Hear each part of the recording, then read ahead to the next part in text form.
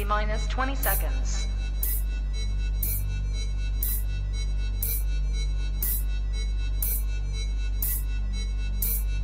10, 9, 8, 7, 6, 5, 4, 3, 2, 1, 0.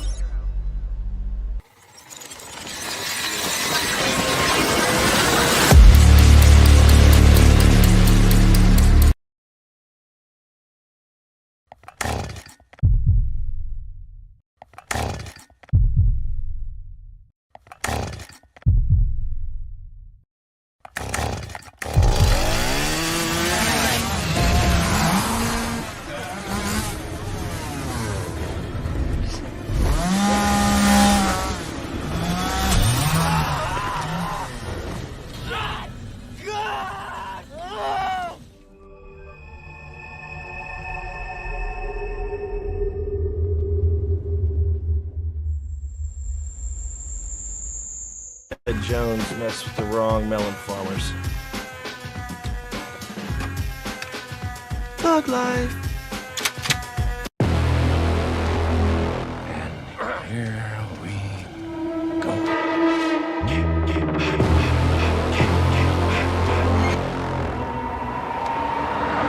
I prayed that he would burn in hell, but in my heart.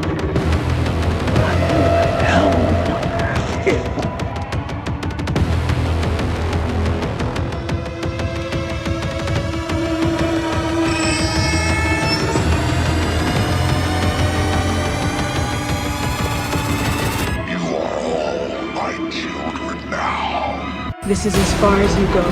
No more. Hello, Sydney. Are you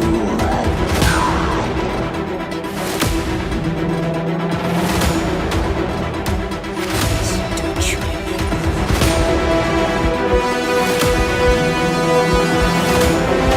God damn you.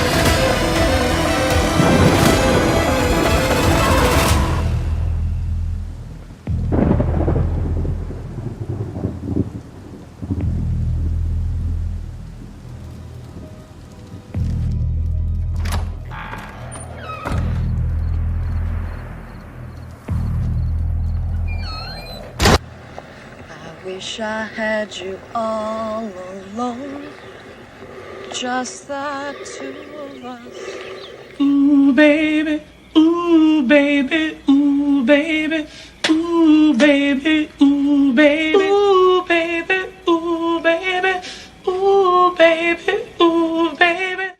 What's up, everybody, and welcome back to Movies and Beyond. Once again, I am Michael, and today it's Sunday. It's a Sunday horror hangout. And with me, as always, on Sunday is Mad Matt from Mad Matt's Mass. What's up, man? What's up, everybody? How's it going, Matt? How you doing tonight, brother? Doing fantastic, Michael. Did I lose? You still there? Did I lose audio? I think I lost audio. You might have hit a mute button or something. I got you. All right. Well, while Matt's getting that together and jumps back on here, once he fixes that, I'll just jump into the comment section real fast until they get that figured out over there. And he's doing like the mute hand signals at this point. It's like, you know, like All good, all good. I see Russell Dorsey's in the chat saying, "What's up, everyone? I smashed that like button. I hope everyone is having a wonderful day. Let's smash that like button if you haven't already, and let's get this party started. Thug life." Can you hear Hi, me? Michael. Hi, Matt. What's up, Matt? How you doing? I can hear you I'm again. back. What's Thank up, you. Russell? Thank you. Got it Lydia, together there? thank you. Yeah, you can hear me, buddy? I hear you just fine, man. All right. All right. What's going on, everybody? No, what I was saying is just, you know, you asked me how I'm doing, man. I'm doing great. Yes. We're getting close to Christmas. Yes. This is the most I've ever been prepared for Christmas. Like I'm kind of impressed with myself. I'm not gonna lie. I'm gonna try to make this a tradition and just start early, man. I hate being 10 days before Christmas and you like haven't even started your shopping. It's very stressful, very annoying. So yeah, I'm on top of that, man. It's good to be here with you fine people. And yeah, man, I'm ready to talk some slashers, Michael. Thanks for having me as always. And I see Russell's in. That's freaking awesome, dude. That's a diehard Movies and Beyond man right there. Hell you know, yeah. I love it. I freaking love it, man. What's going on, everybody? Hell yeah, dude. Hell yeah. Not only is Russell in the chat, Russell has hit his membership for 7 months as a Movies and Beyond member, saying, "Awesome channel around. Let's have fun. Hashtag Thug Life." That's what I'm talking about, Russell. Thank you, Russell. Thank you so much. And congratulations on your 7 months at Movies and Beyond. That's fucking awesome. You guys are all awesome. As soon as I said fucking awesome, I looked up at the time to make sure I was past the 5-minute mark to dropping that bomb already. Definitely at least wanted to hit that 5-minute mark. But yeah, Russell, you are the man, dude. And hell yeah, dude. Yeah, that's Happy awesome. Sunday. That's awesome, Russell. Happy Sunday. Jerry Wilson is in the chat as well, saying hello, Michael and Matt. Let's get it. Let's get it, Jerry. And he's also saying, please smash that like button. Hell yeah. If you haven't hit that like button yet, please go down and hit that like button. It helps out the channel. Thank you for that, Jerry. And he's What also is up, Jerry? Oh yeah, he's also given the Movies and Beyond Patreon link as well. If you'd like to support Movies and Beyond outside of YouTube, you can do so over at www.patreon.com/movies and beyond. There's a whole bunch of bonus content over there, and there's a package for everyone that's over there. So whatever you choose, whichever way you choose to support, there's different perks for each one. You should check it out if you have not already. And Jerry is also throwing up the link for Mad Matt's Mask. If you need anything for Christmas, anything horror, you can go over to facebook.com/Mad Matt's Mask and be able to find it over there. So if you're looking for a horror gift for someone for Christmas, that is definitely a place to check out for sure. Yeah, thank you for that, Jerry. I also want to say I received a beautiful, beautiful Christmas card from you, Jerry, that I absolutely love. And just wanted to say right back at you, man, Merry Christmas to you and your beautiful family, my man, for sure. Oh, yeah. Oh, yeah. I see Paula's in the chat as well saying hi to everyone. What's up, Paula? I hope you're doing well. Happy Sunday. Happy Sunday. I see that Gina is in the chat saying hi, everybody. What's up, Gina? I hope that you are doing well. Happy Hello, Sunday. Gina. I see that Michael's in the chat as well saying, what up, my peeps? Happy Sunday. Happy Sunday. Happy Sunday, Michael. I hope you're doing well, my friend. Val from Val's Views is in the chat. The General's in the chat, and the General always gets a salute from Movies and Beyond. What's up, Val? Happy Sunday. I hope you're doing well. I know your Packers are playing tonight on Sunday Night Football. I may or may not have that on in the background. You guys will never know. But go Packers. I hope you're doing well, my friend. Oh, well, no, Michael. It's always pretty obvious. Well, last year during the playoffs, we're midstream. I jumped up like, that's a fucking touchdown. You know what I mean? Sometimes. I think we'll know. You know, it happens. It definitely happens. I've been known to go ahead and do that. See, Lydia's in the chat as well saying, hi ho, officers. What's up, Lydia? Happy Sunday, my friend. Hope you're doing well. Hello, Lydia. Hello. See, Jacob Ware is in the chat as well, saying hello, everyone. What's up, Jacob? Hope you're doing well. Jacob's a fellow Friday the 13th man right there. Okay. What's up, Jacob? What is going on, my man? Let's see. A lot of Castlar Danielle Garcia is in the chat saying hello, everyone. What's going on? What is going on? Is that pronounced Castellar? Am I saying that correct? If I had to guess, it would probably be Castiel? No, it'd probably be Castellar. Castellar. Castellar, I think. Possibly. Well, we'll say hello, Daniel. We'll go with that. Hello, What's up, Daniel. my man? What is up? And James has entered the chat. The Shape is in the chat saying, hi, everybody. Hi, Michael. What's and up, Matt. James? What is up, my dude? What is up? Happy Sunday. Happy Sunday. All right. I got through everybody talking, Matt. So we can jump right into this because we have 33 movies. There are 33 movies. There are not 34. You do not count Freddy versus Jason twice, which I did originally 2 years ago. I was like, well, there's 34 movies. And I realized that there's only 33 because you do not count the same movie twice because there is a crossover movie. Crossovers will kill you when you're trying to do this. But yes, 33 movies. I am curious to see how they fall, dude, compared to the list that we've done leading up to this. I am curious to see, like, you know, if I had like my Friday ranking, Matt, and let's say I had just an example. I had Friday 7 ahead of Friday 6, and then all of a sudden on this one, 6 is ahead of 7. You know what I mean? It's just like I look at my list and I feel good about it, but that goes with what we were talking about. Like sometimes a movie may slide up or down, you know, depending on the week. So if there is one that doesn't match up, you know, from a previous show, that doesn't mean that, you know, we've forgotten. It just means, hey, this is how I feel about this current state, not how I felt 3 weeks ago. So yeah, I'm curious to see how these go, man, and how they intertwine with each other. And I'm glad you brought up the you know, don't put verses on there twice, because honestly, I've seriously focused on that. And I don't think I would have if you hadn't mentioned it at the booth today. But you know, it's so easy to do. You know, you're just going down that list of the Jasons and and you know, you just hit it. You know, verses, boom. Yeah. But yeah, I have it in one time. Me too, my man. Me too. It's only in there once for me. So I'll have something else in there twice. It'll be something really stupid, ridiculous. It's a lot of movies to put in a list, man. It's a lot of movies. So I don't think that my numbers go all the way up to 33 to put up there. Nope, they only go to 15. Halloween 6 is my number 6 and my number 4. I don't care what you say. I don't care. I love it so much. I'm putting it on there twice. Halloween 1 is 1, 2, 3, and 4 for me. That's what I'm talking about. That is what I'm talking about. But yeah, man. So why don't you kick this off, man, with number 33? And I will do my best without being able to put the numbers up there to keep track of what number that we are on. And I would love to see in the chat if anyone kind of looked at their stuff today, if they have numbers to throw out there as well when we get to them. So, Matt, being the guest, if you will, your number 33 ranking the big three. I'm feeling a little nasty tonight, man. You know, I don't usually get nasty, so sometimes you need to. So this is a movie I can absolutely get nasty on. This is, you know, as always, these are our opinions. Yeah.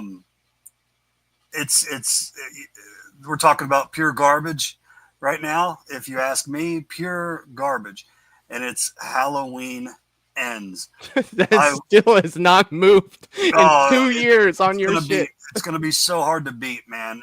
It's because of the massive letdown that this film was for me. Yeah. You know, and I'm telling you right now, there's a lot of people who say, you know, like the Halloween 3, you know, this movie will come around and in 10 years, you're going to be like, dude, this is the bomb. That's not happening with this guy. That is not happening with this guy. But you know, there's people out there that love it, man. And that is absolutely okay. But for me, it is just, you know, the last thing I'll say, Halloween's my jam, man. Just watched the shit out of them, you know, as a kid.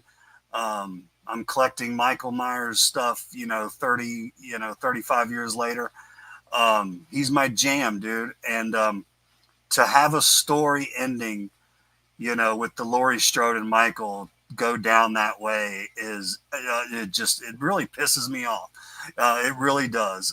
You know, but I'm past it. You know, I punched my holes in my walls and everything. I'm good to go. You know, I'm over it. We're moving on. But it does not sit well with me at all, man. Halloween Ends, buddy. Halloween Ends for you is like my Halloween 5. You know what I mean? Like that's how I feel about Halloween 5. But unfortunately, Halloween 5 for me is not number 33 because I thought that there was one that, even though I get really mad about Halloween 5, there's still some Doozies. stuff below it, man. And my number 33, it's Freddy's Dead. This is the one that I've watched. The most recent is the Nightmare series. That was the show that we did last week. So the week before that, prior, I watched the Nightmares all week long. And this is one of those movies, man, that I struggled. Even though movies are bad, I still have a, like I can get through it. Like, that sucks. Oh, that sucks. Oh, that, but with this, it was like, man, I got to pause for 5 minutes and go take a walk and do something else, or I'm not going to make it through this movie. I rarely say that about a movie, but Freddy's Dead for me was just so. Not only was it disappointing, it felt nothing like a Nightmare movie. When you look at the earlier movies and you look at what Wes Craven did with the Nightmare on Elm Street and what he was trying to portray and how we ended up in a Roadrunner cartoon by the end of it, it just Freddy looked weird to me. He was breaking the fourth wall, looking at the camera and talking to the people watching. And it just got way off track with what A Nightmare on Elm Street meant to me anyway. Again, Matt said it. These are all opinions, but it just got so far off of what I wanted to see in A Nightmare on Elm Street, and that's how we come up with these rankings. It's what we want to see, and what we feel like should be where it's at. And this one's way off course for me, man. This one didn't even hit anywhere near the mark. To change the whole legacy of why Freddy killed people, why he did it. It wasn't, that they burned him anymore. It was that they took his daughter away. So you change the lore at this point with a Looney Tunes movie. And I can't do it, man. I can't. Number 33 for me, Freddy's Dead. That's where we're at. I see that, Daniel, sorry, buddy. He's saying Kane Hodder is a badass. Jason, you are not lying, my friend. Russell's saying his number 33 went right for the jugular and said Halloween 5. That's what I'm talking about, my man. I am right up there with you, brother. James, not a fan of Halloween Ends either. I see that Melissa has joined the chat saying hey to everyone. What's up, Melissa? I hope you're doing well. The wild card is in the house. Happy Sunday, Melissa. Let's see. Michael is flat out thrown out his number 33 at Halloween Resurrection. That's another good pick for that number there. Michael, what's up, my man? What is going on? Yeah. Good to see you, Michael. Good to see you, my friend. Val is glued to the football screen right there. She's watching her Packers come out right now on the sidelines up there. I understand that. And Daniel saying, I hate Halloween 5 and the bumbling cops. Yeah, I'll definitely get to that. When I hit on Halloween 5 for sure. Matt, we have hit number 32. And this one is on you. 32. You know what I just want to say real quick, because you brought up, having to take a break, during Freddy's Dead. And it just popped in my head. A movie that I pretty much always have to get up and do the walk around thing. Sometimes I even feel like maybe, outside, like to get a little fresh air. But it's a movie I love, but it's The Descent. About midway through, I started claustrophobia, dude. Feeling a little claustrophobic. Yeah. I think I looked right at Lydia, and I was like, I got to get up for a minute. Like, I gotta give this a second. But dude, I love that movie, but I definitely have claustrophobia. Just something I thought about. But dude, plain and simple, 32. Freddy's Dead. Everything you said, right into it, and then some, dude. It sucks. It's so bad. But yeah. Hell yeah, but there's somebody out there that's like, what, Freddy's Dead is my number 1 on this list, and more power to you if you're watching now and just aren't saying anything, or if you're watching on rewatch and Freddy's Dead is your jam, you're still more than welcome here. Just because we don't agree with you doesn't mean that you aren't right. So enjoy Freddy's Dead, my friend, whoever you may be. But I understand why it's so high on your list, Matt, because you saw where it was on mine. When I go into my number 32 here, I've got to go with Halloween Resurrection. This one for me, good God, man. I've talked, a lot about, Halloween Resurrection on, how much I didn't like what they did in that film. And there are people that do enjoy that film, and the common argument for it is it would be good if it wasn't a Halloween movie. And it kind of does make you look at it a different way.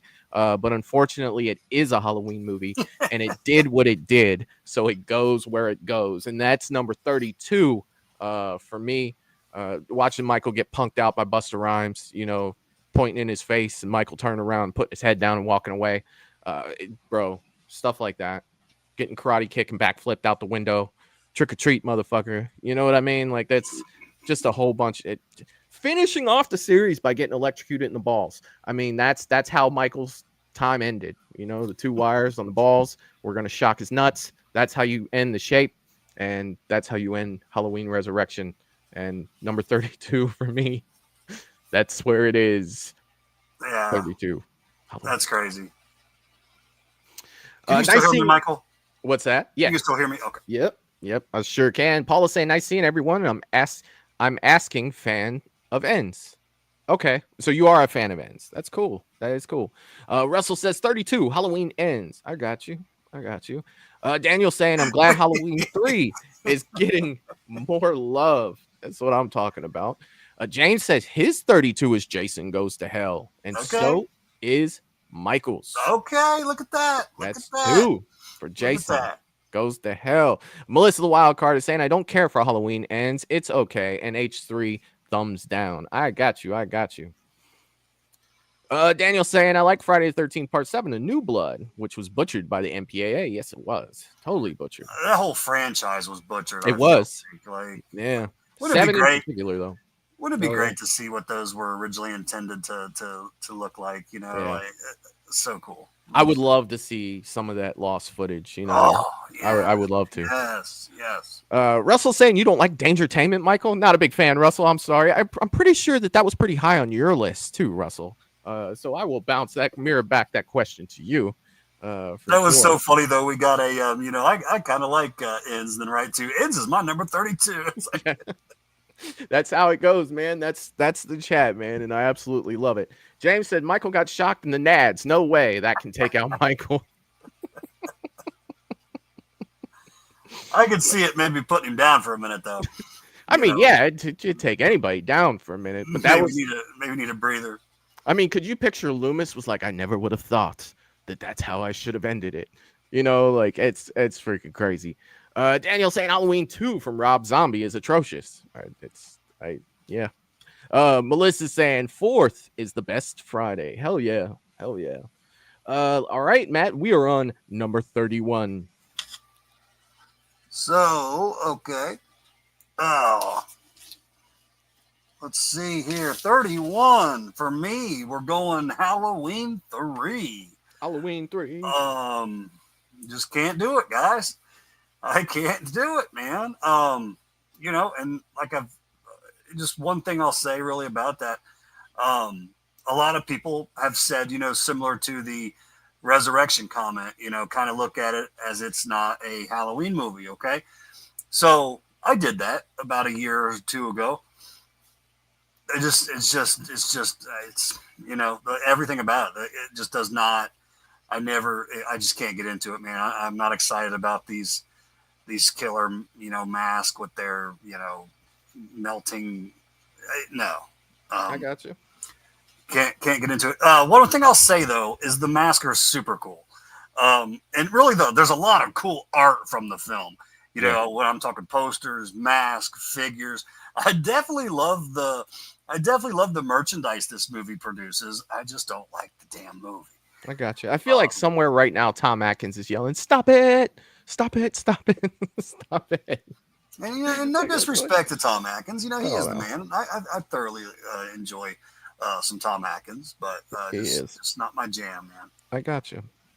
A lot of people forget this, and I'll just say this real quick, just because we're talking about Tom Atkins. Tom Atkins is in Lethal Weapon. Not a lot of people remember that. And I just want to throw that out there because it's almost Christmas time, and I happen to love Lethal Weapon on Christmas time. Most people like the Die Hard argument. I'm the Lethal Weapon argument for that, for sure. But yeah, dude, Tom Atkins, he's the man. Number 31 for Michael. I got to go Rob Zombie's Halloween 2. That's my number 31. The only thing that I've always said about this movie that's, you know, salvageable to me is the dream sequence in the beginning in the hospital. You know, I was actually amped up the first time seeing this movie. Like, okay, like we're jumping right into this. You know what I mean? There is no waiting around. You know, you get Scout walking at the beginning, the police pick her up, she's all jacked up when she gets to the hospital, and then you get that great dream sequence. Michael looks awesome. You know, he's tearing through there. You get the whole deal with her in the security shed and everything. Fantastic, man. And then for me, it just jumped off a cliff after that point. The only thing that I thought was, you know, kind of made me point to screen and be like, that's cool, was Margot Kidder was a therapist, you know, or a psychiatrist, or, you know, whatever she was in that, which I thought was hilarious. But yeah, man, to make it short, it's just like Rob Zombie's Halloween 2 it's my number 31. I almost said 33. It's my number 31, and I don't really see it going anywhere. It's one of my more disliked of the franchise, and then putting them all together, definitely one of my most disliked out of all three of them for sure. All right, let me see what everybody's had. I see the DJ has showed up and said hello, everyone. What's up, DJ? I hope you are doing well, my friend. Russell's thrown out his 31 is Freddy's Dead, and Michael has agreed with him with his 31 being Freddy's Dead. So all that stuff I said about the love for Freddy's Dead, it's definitely not in the chat, so it's up to you and rewatch. If you are rewatching this and you love Freddy's Dead, definitely leave a comment at the bottom and let me know that you do for sure. James is saying Freddy's Dead, awful movie. You can't kill Freddy. I got you. Daniel is saying New Nightmare is magnificent. Russell is saying I love Lethal Weapon and Die Hard is a Christmas movie. I got you. Daniel saying Daniel's saying Tom Atkins was in Maniac Cop. Yep. Yes, he was. And he was also in the My Bloody Valentine remake. Yep. Oh yeah. Yeah, Tom Atkins has been in a lot of things. I enjoy Maniac Cop. Dude, it has been so many years since I've seen it, but I remember that is one of the movies I watched with my dad, and it, you know, spawned off quite a few sequels, if I'm not mistaken, as well. Maniac Cop. I've only seen the original, and I actually stumbled upon it, like I had seen it before, but not too long ago. And I was, you know, that's where I was giving it that watch, like, okay, do I still like this? Does it hold up? You know, and I was thoroughly, you know, impressed. Watch. This was one of those movies for me. Like, we used to watch movies, and we'd always watch them, you know, on the movie channel when I was growing up. And Joe Bob Briggs had a drive-in theater that was on back in the day, Joe Bob's Drive-In. And I know he still does, you know, occasionally have those. But that was definitely something that we would frequently watch on the weekends, you know, at my house. And I love that he used to give the counts before the movies. Like, he'd be like, 2 decapitations, 1 person loses their arm, I got 4 breasts in this movie. You know what I mean? Like, he'd give you the rundown before it started. And, you know, especially being a little kid that was like 7 or 8, I used to sit there and laugh. You know what I mean? Like, this is freaking awesome. You know, I probably shouldn't be watching this, but I'm allowed. Let's do it. But yeah, man. All right, dude. Number 31 for me was Rob Zombie's Halloween 2. We have cracked 30. We are at 30. Where do you sit on number 30? It's man, we're talking bad films right now, man. We're talking about bad films. It's Jason Goes to Hell for me. Very, very disappointed, man. I want to see Jason, dude. I want to see Jason. I'm not a big you know, body shifting, you know, leapers, whatever you could call it. I'm not a real big fan of that stuff. And just it, you know what you said, what's the gentleman's name, you know, with the cigar and the cowboy hat and what's his name in the film? Creighton Duke. Yeah. I do agree with you on that. I thought he was a very cool character. Yeah. I did like Creighton Duke, but that's about where it ends. That's about where it ends. I also say, similar to, you know, how you spoke of Rob Zombie's Halloween 2, it also has a pretty cool beginning. You know, I won't put it up there to the level of Dream Sequence Rob Zombie's 2, but it has a pretty cool beginning where you have a similar feeling, like where you're like, okay, we're getting into this. You know, let's go. You know, they're shooting up Jason. They're at the cabin, you know, doing their, You know, it's some typical Jason stuff. And like you said, I feel like it after that takes a big nosedive. And I think the story is just something it's garbage. A lot of the dialogue is just super bad. I feel like it's just all around. And then I don't really get to see my boy Jason in my Jason film. So that's not cool. It's not acceptable, Michael. It's like I came to see Jason. You know, that's what I wanted. But yeah, man, I'm just gonna go ahead and piggyback because my number 30 is Jason Goes to Hell as well. So you know, you've pointed out, you know, a lot of the things about this movie that, and I'm not gonna repeat them. I agree with you, you know, almost 100% on everything you said there. But I am gonna give a positive note about this. Another scene that I do really like in this is the tent scene, where the guy and the girl, you know, she's riding on top of him. And that freaking sign pole goes through her and then rips her in half, like to where she just falls apart like this, you know, on top. And you got to watch this guy freaking freak out, you know, that's down there on the bottom. I thought that looked absolutely fantastic. I think they did a great job with that, but it's not enough for this to make it, you know, any better of a movie for me. But definitely a great scene. And I think that they do deserve some kudos for that. But for the most part, you know, this is a Jason movie that's always at the end of my list. And I have to put this at number 30 for sure. And like you said, man, you go there for Jason. You didn't really get Jason. So number 30 for me, that's where we're at. Yeah. And it's cool how because if I can remember, I think it's cool when you can have a movie that you really dislike, but you do have a few certain scenes that you just want to give like credit to. Little glimmers of, you know, oh, that was kind of most of them have that a little something. You know, you might have to search kind of hard, but you know, some of them. For me, Rob Zombie's Halloween 2, I'm not a huge fan, but it has some scenes that I like to just say that I do enjoy. Yeah. But you're right. That's a very, very well done kill. Very cool. What was the scene in Freddy's Dead that you liked? Because I'm trying to put that into perspective of what you said, and I'm trying to think of something I liked about Freddy's Dead, and I really am not finding anything. I'll say I kind of, when he's messing with the guys with the hearing aid, I kind of thought was a little bit cool. You dropping the pins. That's Freddy's Dead, right? With the guy with the hearing aid. Yeah. I kind of thought that was cool. I thought that was kind of cool. I gotcha. You know, where it's, you know, silent, and then they kind of do their thing, and Freddy's with his little like goofy face as he drops them and stuff. I thought that was kind of cool. He dropped the one first. Yeah. And then he stopped it, and he was like, "Oh yeah," and then he had the handful. And it sounded like, you know, a bunch of bombs going off at once as they were all falling. Yeah, I thought that was kind of cool. It was kind of creative. I gotcha. Let's see. DJ is saying Freddy's Dead is almost too childish with having both Roseanne and Tom Arnold in them. Yeah, why were they in the movie? Like that didn't make any sense to me either. You know, having Roseanne and Tom Arnold in that movie. It just, I don't know. Money grab, maybe. I don't know. Maybe they were big then at that point. Yeah.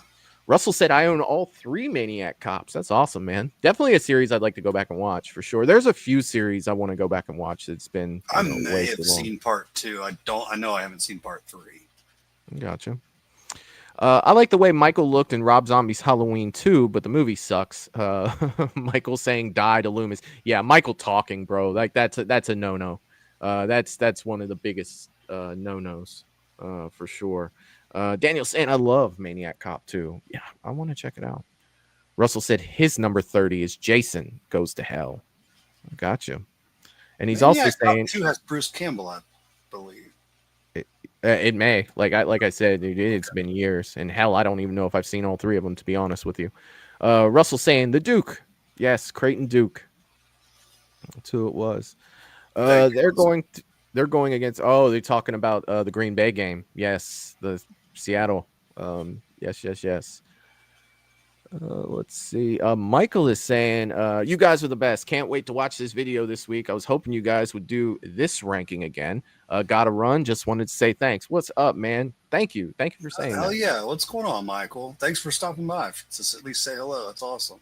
And when you check it out, man, definitely leave a comment when you check it out later this week. Let us know your thoughts on your rankings, for sure. Like, I always like to read those after the fact.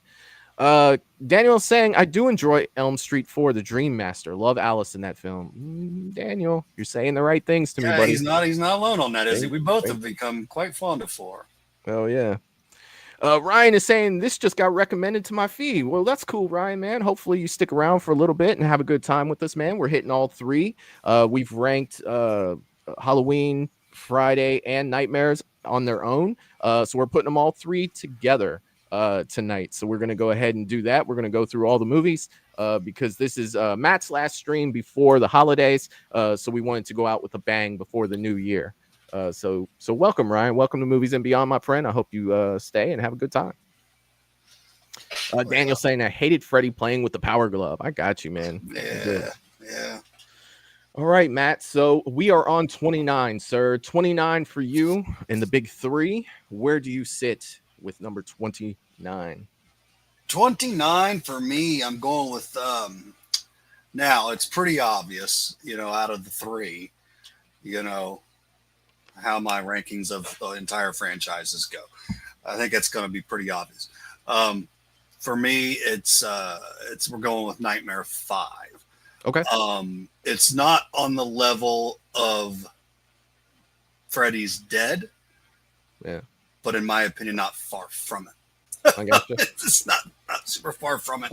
And I would just say similar things about, kind of like Freddy's Dead. It's just, you and I were talking about this one not too long ago, Michael. And, I believe I said about the time where they're doing the whole running up the stairs, chasing the boy kind of thing and all that is kind of where I'm like close to even turning it off, but you've come so far, you got, might as well finish it. But it's just an awful entry. It's an awful entry. And then if you ask me something, I've got to watch some of these. I do not get to them often, Michael. And there's a reason for that, but I do need to freshen up on some of the Nightmares. But this one's very low for me. So I got number 5, my friend. And I'm not sure that I am too far away from saying that same movie, but for me, my number 29, I got to go with Halloween 5. Halloween 5 for me. You guys know how I feel about this movie from past streams. The thing that aggravated me so much was how much I liked 4 and what 5 did. So this is my Halloween Ends for you, Matt. You know how you feel about Halloween Ends. This is more of frustration more than anything else. The direction they decided to go with this movie, the obvious lack thereof, story that they did with this. It's like they almost phoned this one in. It's straight up money grab. Let's get Michael back up on screen and let's do. And you're taking one of the guys, from my childhood. Like, I love these slashers. I love Jason. I love Freddy. I love Michael. And then you had him crying on screen, and it's just like we had come so far. From what John Carpenter's original vision of this character was. He was a force of nature, and now he's taking his mask off and crying. There's so many other things about this movie, and I don't want to repeat everything that I've said on the past about it. But we got the house, we got the cops, just the wonky way that they went into this. The thing that did stick out to me, of course, was Loomis. Donald Pleasance. He always stuck out for me, dude. He's kind of what kept Halloween, Halloween for me.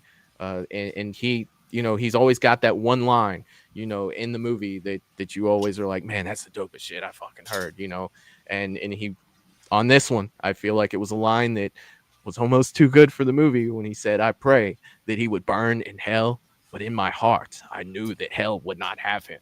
You know what I mean? And it's just like classic Loomis. The one moment in that movie where I was just like, fuck yes, that's what I'm talking about. That belongs on that freaking everything. It's so good. I hate that it got wasted the way that it got wasted in here.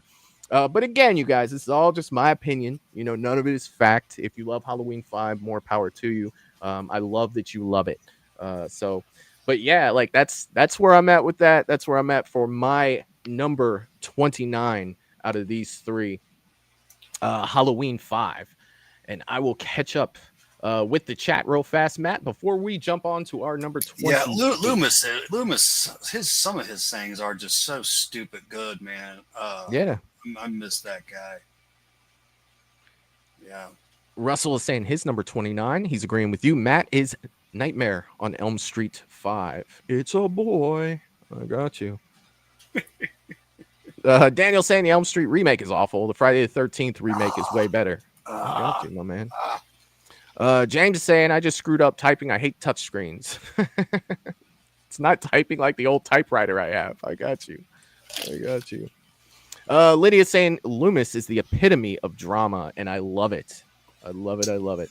Yeah. Ryan is saying I honestly get guilty pleasure out of Halloween Resurrection. I know it's at the bottom of most lists. Dude, that's freaking awesome. You know, a lot of these movies too, ones that we know, you know, it's like, man, it's a really bad movie, but I love every bad minute of it. So hell yeah, man. Dude, if you love Resurrection, you keep on loving Resurrection, man. Like, believe me, it needs all the love it can get for sure. And if I you have love to be that, love it, man. Yeah, I have to be in the mood, and it's not super often, but I can get in a Resurrection mood every now and again. And I don't know if it's just like it's that, like, I've been watching a lot of Halloweens. What's that one I don't watch very often? Yeah, let's throw some new blood in here, even though it's not new. You know what I mean? Yeah. Sometimes I can watch Resurrection. But yeah, I can't call it a guilty pleasure by any means. But I got you. Jeff D'Angelo is in the chat saying, "Hey everyone, I'm here for now, but we'll be in and out for a few." That's good, Jeff. That's cool, buddy. I know you're Jeff? working and stuff, man.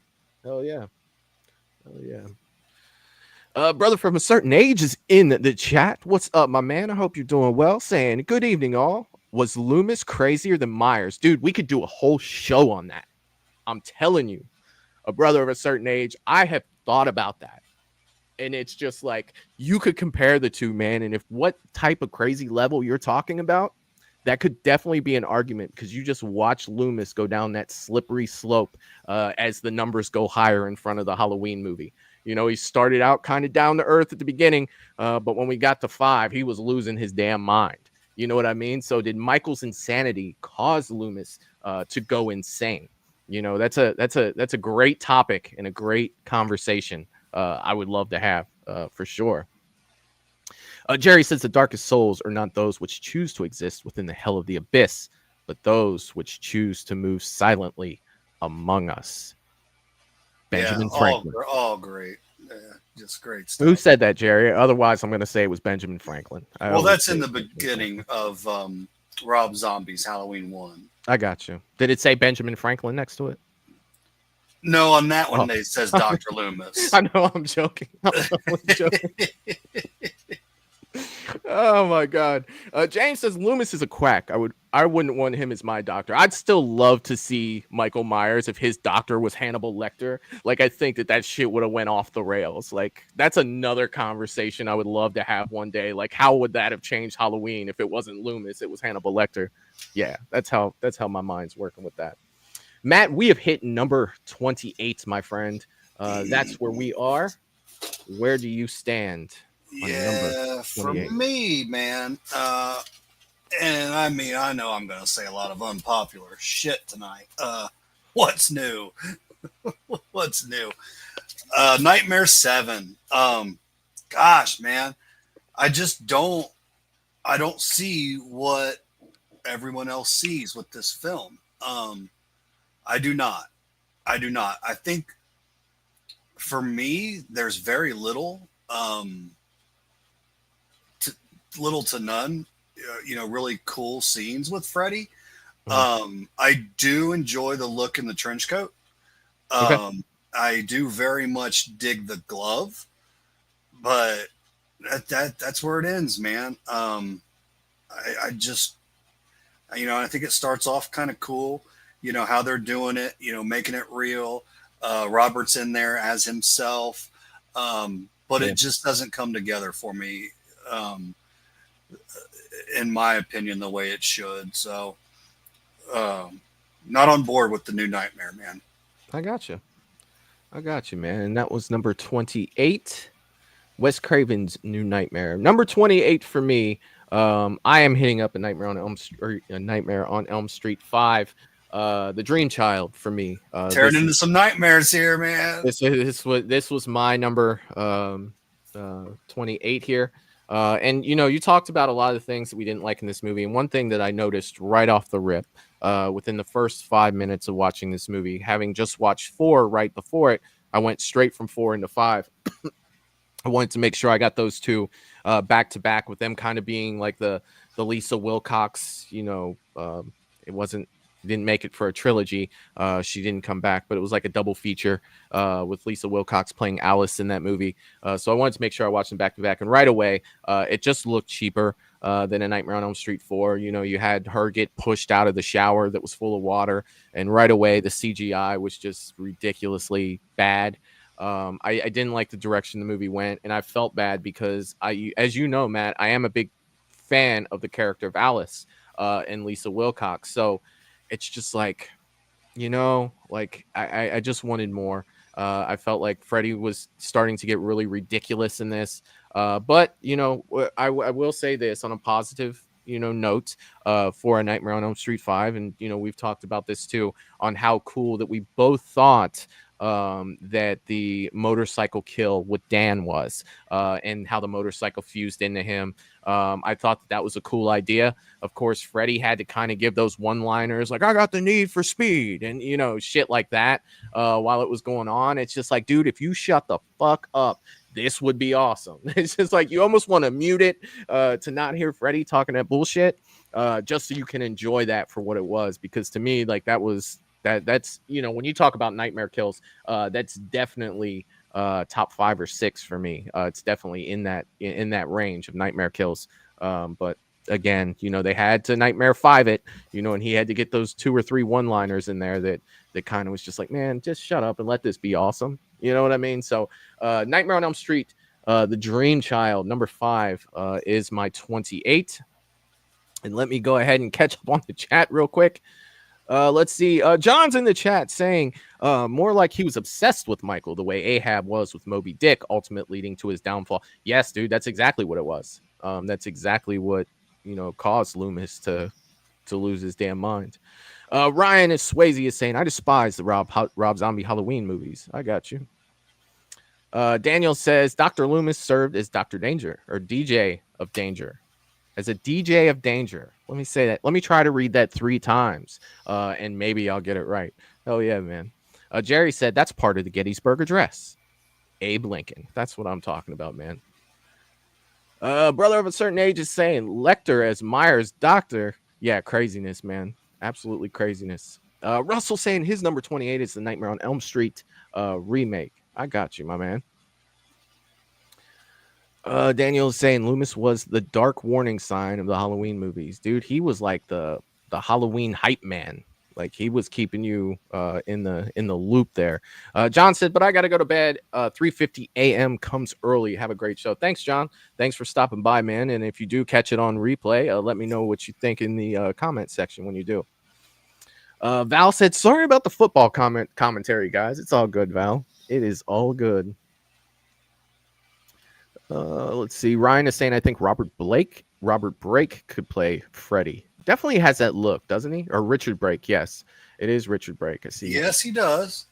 You remember at Scarefest this year, he was sitting next to me, and you were like, "What are you doing, Michael?" And I said, "Oh, I'm just eating lunch with Richard Brake here." And he was sitting one table over from me, but the way my chair was sitting, it almost made it look like we were part of the table. And I talked to him afterwards. I was like, "Hey, it's nice to meet you." I said, "If anybody asks," I said, "we ate lunch together." And he just started laughing. He goes, "Well, what's your first name? I got to know your name to lie for you." So I told him, "Oh, I'm Michael." And he laughed, shook my hand, and he just started having a conversation with me. Totally cool experience. He was the man for sure. Yeah, and very, very talented actor, in my opinion. Very versatile. Yeah. Oh yeah, dude, he's freaking awesome. Like with some of the actors, like say that Rob Zombie picks. I think he is definitely on the higher end as far as level of acting for sure. Oh yeah. Hell yeah. Loomis equals Crazy Ralph with a PhD. Oh, dude, Crazy Ralph. He needed his own spinoff. I'd watch it. All right, Matt, we're up to number 27, buddy. What do you have for your number 27? Ralph No, was that's also a 33. very cool character that I thoroughly enjoyed. You're all doomed. You're all doomed. Man, I gotta stay on Nightmare for a minute. Nightmare 2. Nightmare 2. Okay, maybe we're making a transition, because I was about to let the word, hate come out of my mouth, but I don't hate this movie. It's just very okay for me. It has its moments, I think there's some interesting characters in this film. I do agree with you. I like the darkness of Freddy, for sure. He's not doing his, there's no power glove, no broomstick, shenanigans going on. So I dig that.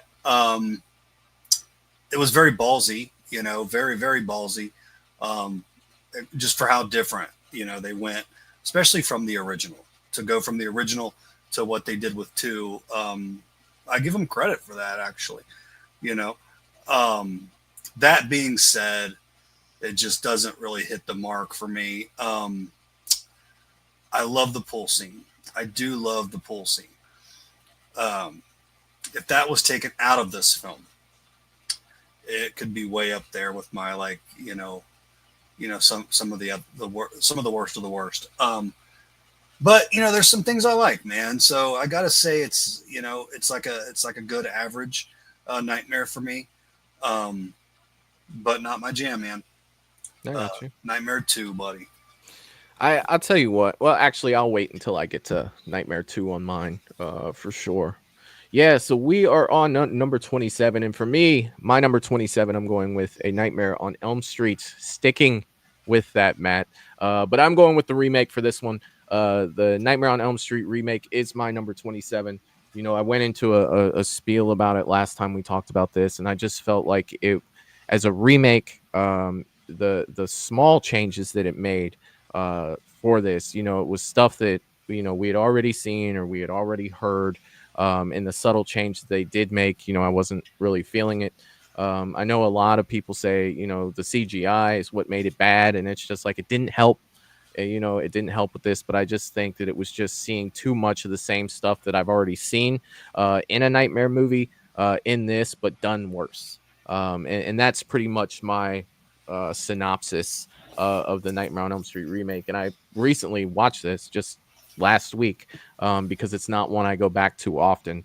And that's why I have this at number 27.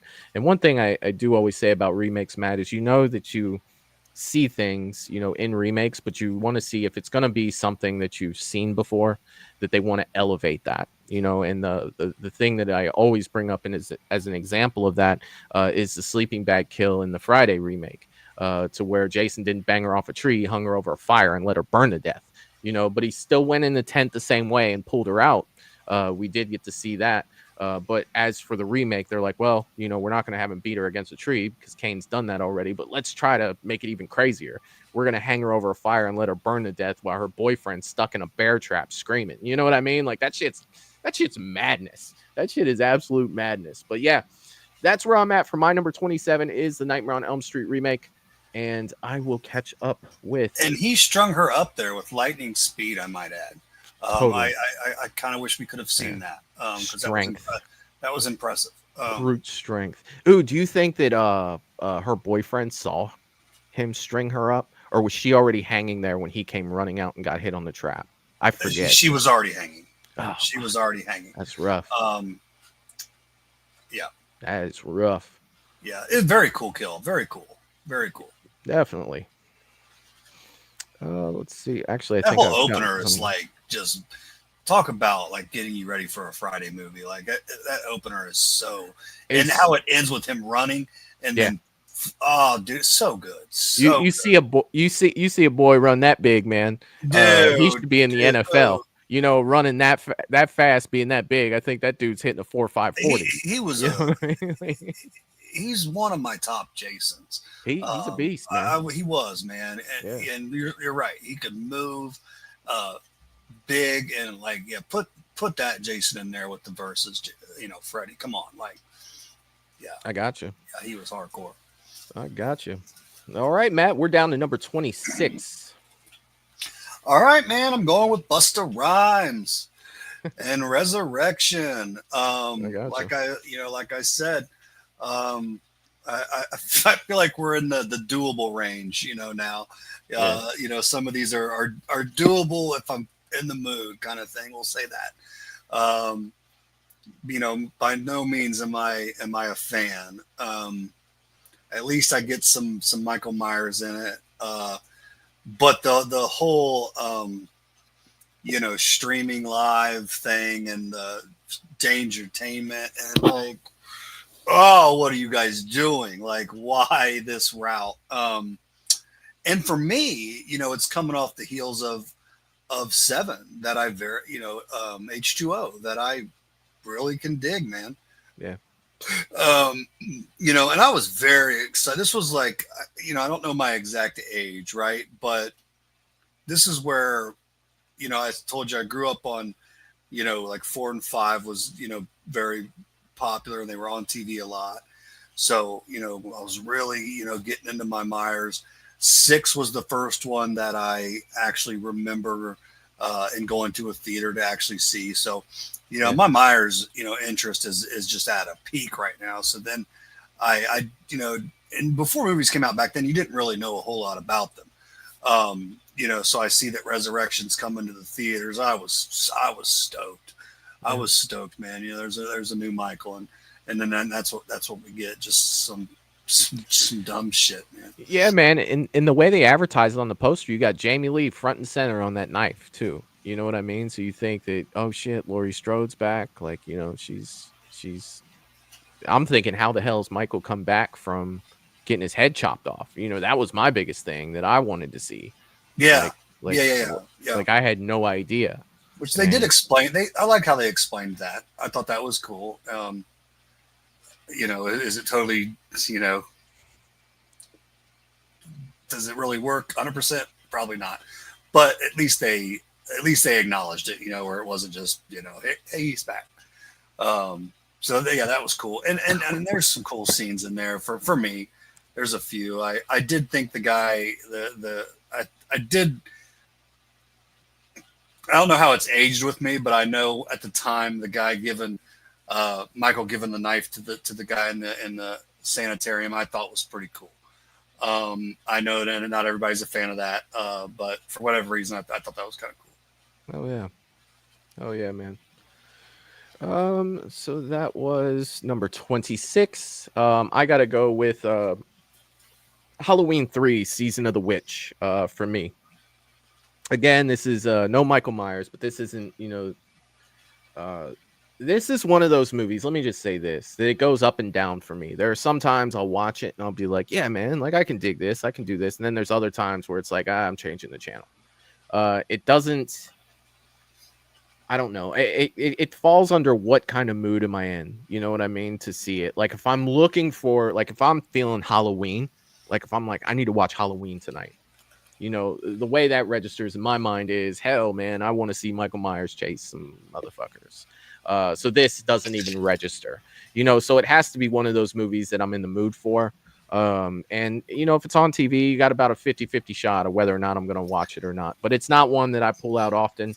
I do appreciate the movie. I do. I don't hate this movie. I don't despise this movie in any way, but I definitely have to be in a certain type of mood to sit there and watch it and enjoy it, which I can do, but it's very few and far between with this one, for sure. Definitely. You're in a true Michael mood. You're grabbing like 2018 or something. Yeah, I'm grabbing. Yeah, something. You know what I mean? I'm grabbing. You know, the OG. Hell, I'm 4. You know, any of those. You know, even if like I don't even need something to be awesome. You know what I mean? It's like I just want to see Michael. Hell, I might even grab. You know. No, I almost said 5. I would never grab 5. I watch 5 about twice a year just so I can stay current for you folks here, and have those debates with people that say I'm wrong about it. So that's the only fuel I have for 5. But yeah, number 26 for me is Halloween 3: Season of the Witch, and it looks like James is throwing that out there as well. Halloween 3. Lydia saying, can you imagine that coming at you on a football field? I'd be throwing the ball and taking off for the sidelines. I don't even know what I'd do. To be I honest. was loving some of this banter we started with the how athletic Jason is. yeah. Derek Mears. Yeah. Someone's talking about the cheerleaders would even be off the field or something like that. So Russell throwing out his number 26 is Rob Zombie's Halloween. And he's also saying not even the cheerleaders would stay on the field. No, nobody's staying on the field. It's like you're not getting sacked, you're getting myrtleated. That's what's happening out there. Lydia said he'd be the only one on the field by mid-first quarter. Yeah, game over. Referees aren't even staying for sure. If it doesn't have Michael in it, I don't like it at all. I got you. And it's funny, we're talking about like how big we think he is on the football field. On the NFL football field, there are some big boys who can move too. What was Derek, about 6'5"? Like he was about 6'5", something like right? that. Yeah. But yeah, there's linemen that got 150 pounds on him, and but I guarantee they're not moving like that. You know what I mean? Like that's the scary thing. The dude's a freaking linebacker. I'm telling you. He's a freaking linebacker. Oh, I'm not saying he's not a big boy, but the goddamn NFL guys are massive, dude. Oh, God. For sure. Jeez. All right, Matt, we're down to number 25. Where are you at for number? You imagine the 25? Packers defensive line coming into a buffet. It's like, dude, calling every cook you have. Like, yeah, it's like start dropping fries right now. You know these big bastards are eating some fries. I guarantee dude, that. It's going down, man. Yeah. Okay, what are we on? Number 25, sir. I'm going Rob Zombie's Halloween 2. Gotcha. You know, well, I won't go on and on because you're pretty much spot on, man. I also do love the dream sequence. Hell, in my personal collection, I have one, full Halloween bust, and it's of dream sequence Michael, man. I absolutely love his look. I wish he would have stayed in that look. I wish the film would have stayed in the dream. But it does just takes a dive, man. But there's a few scenes in there I do dig. Killing the hillbillies out in the truck I thought was pretty cool. Loomis was just terrible.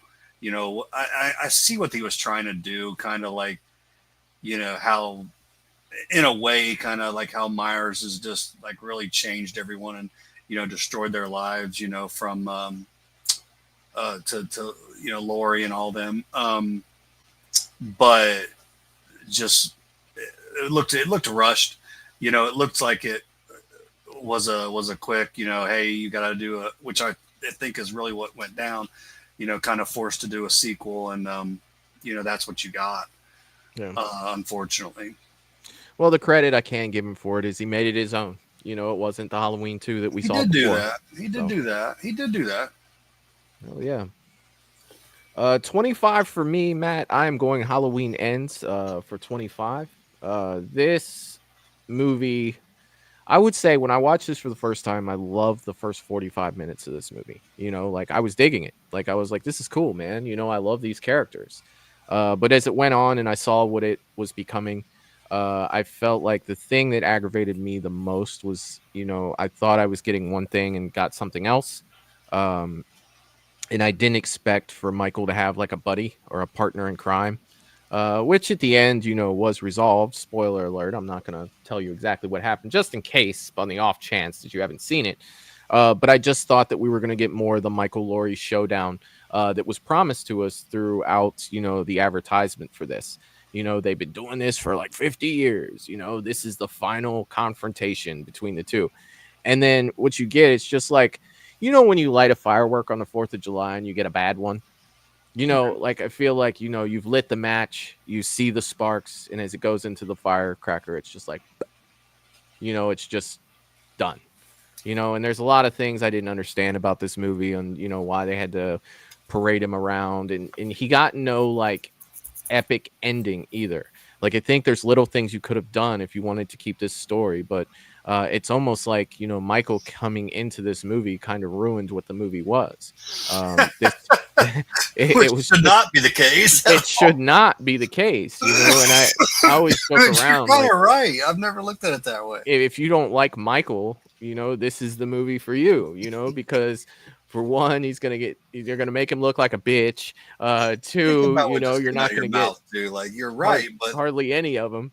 You know what I mean? Like it's just tough because of the way that I watch these movies and um, the way that I kind of like root for them, you know, because they're awesome, you know, from my childhood. To see Michael weak, I feel like that's something you should never do in a Halloween movie. We should never look down on Michael. We should always have that point of view of looking up at him, not out of admiration, but out of fear, and him being big and overpowering and, you know, strong. And by big, I don't mean tall. I just mean, you know, he is the superior being in this. like larger than life kind of thing. Yeah, but when he gets mounted by a kid that got beat up by band kids, he gets put in a full mount and his mask taken away, you know, and the guy flat out tells him, Corey tells him, you're just a man in a Halloween mask. It's like you have just, that's like letting the air out of a balloon and you hear the sound of it for me. It's tough. I've watched this movie multiple times, hoping that I find something in there, you know, that I enjoy, to where there are good kills in this. I will give them that. You know, when Corey did do his thing as the new Michael, he had some vicious kills. I'll never forget the tongue on the record player. Like that shit was dope. Like I wish it was Michael. When he stomped the girl's face under the fence, that shit was madness. You know, it was awesome. But it was all like wrapped around this whole concept of, you know, us not getting that final showdown that we were expecting. You know, this wasn't our Return of the Jedi for the trilogy. It was kind of like, well, if you like the other two, well, too bad. We're gonna do something different. And that's just not the direction I went. I see why there are people that do like it, you know, and if that's for you, more power to you. But for me, it just felt a little unfulfilling. And that's why, you know, I put Halloween Ends as my number 25. I mean, it's not my 33. I think that there's good cinematic stuff in this. You know, I really like the character of Allison. But, you know, if we're going to really pick things apart, I would love to have somebody on here that loves it, that could kind of go, you know, back and forth with me on this one, because I think that would be a fun thing to do. Paula is saying, I love Loomis. Hell yeah. Oh, yeah. Russell saying Derek Mears is 6'4". I was close. Jerry says Derek is 6'5". Oh, I'll take the middle and just say either I was right or I was close. Russell says that Halloween 6 Curse of Michael Myers is his number 25. Ouch, yeah. Russell. Ouch. Brother from a certain age is saying, what did y'all think of Zombies Halloween's changing Michael's upbringing from an average good home to a total chaos home? Yeah, man, that's something I'll definitely get into when I get to that for sure. It's just not. Yeah, I promise I will answer that question for you when we get there. James is saying the only thing I hated was Michael talking. He's not supposed to talk at all. I agree. I definitely agree with that. All right, Matt. So we are on 24, sir, and you are on 24. Oh, so it's not a movie. I'm going with the OG Friday the 13th. I gotcha. And I don't know if I've got it in the right place. I'm going to be honest with you guys. You know, the more I'm thinking, and that's going to come up with me with some of these, some of these rankings. And like we say, you know, they can always change, like, you know, for sure. Yeah. That's where it is for now. Because I do like this movie. I really do. To keep it simple, though, I love my slashers. I love seeing them doing their thing. I love seeing them doing their thing, man. So when I get Pamela, it's just not what I'm really there for, I guess, is the best way to say it. Having said that, man, all the respect in the world for this film, man. It started it all. And I even dig, how Pamela, like she starts talking about, Jason being her son and all that, and slowly slips into like, well, I mean, she's already there, but, kind of saying who she really is at that point. I really do enjoy it, but it's just not it's got a lot of dust on my shelf.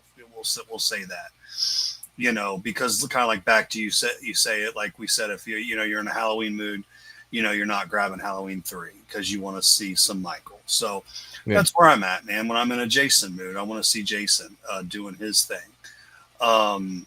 That's why it is where it is. But by no means do I dislike this film, and I've got mad respect for it. Hell yeah, man. All right. Let's see. My number 24. I am going with Halloween 6, The Curse of Michael Myers.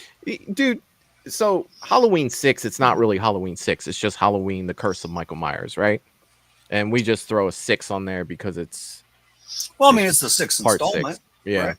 Yeah, so The Curse of Michael Myers for me, what I always say that I like about this movie is the atmosphere of this movie. I think that it is one of the best in the franchise. Not saying the best, but one of the best creating that fall atmosphere. And I really believe that I was in Haddonfield, Illinois. So yeah, like that for me, this is where the Cult of Thorns is going on, full cylinder. Michael's got a gang of friends, and all of that for me, whether you watch the producer's cut or the theatrical cut, depending on which way you want Michael to go out, it really doesn't matter to me so much. I'm not really a huge fan of either one. But I will say this, Michael is brutal in this one, which is nice. But the Thorn stuff was just too much for me in this, and it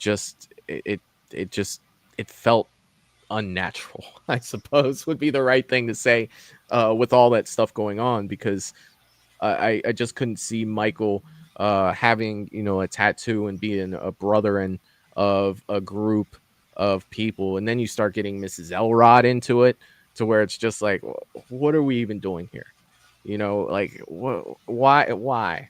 Now it's becoming like a town thing, to where the people are in on it, and they're having these little, like, I wanted to say seances, but it's not really a seance. I don't know what it is, but they get a little kid and they're going to make it the next Michael, I suppose. And then there's the argument to whether or not that's Michael's kid or not. And then that makes you ask even more questions on where the hell are they going with this. But you get another Loomis sit down and another great line in this that only Donald Pleasance can deliver. It's freaking fantastic. Where he's sitting there talking to the mom, and I can only paraphrase because I don't know this one by heart, but he's talking about this force, and talking about his rage, like I love it. I absolutely love that line. But to me, it's just not enough for me to really even care with Halloween 6, The Curse of Michael Myers. So that is my number 24 for this one right here. Oh, let's see. Russell is saying his number 24 is A Nightmare on Elm Street 2. Oh, yeah. Brother of a certain age is saying Pamela showed up initially to introduce herself, sounding like a 50s TV mom serving apple pie, all sweet and junk. Yeah, she was good, man. She was good in that. She was really good. And James is saying, Matt, I love that alien head. It's so awesome.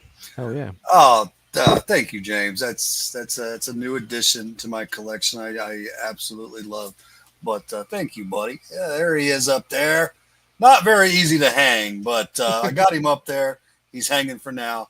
But appreciate that, James. Anytime you got a xenomorph on screen, dude, I can dig it. I can freaking dig it. All right, man. Number 23. We are at Jordan status. We have hit 23. Okay, so we're getting into movies.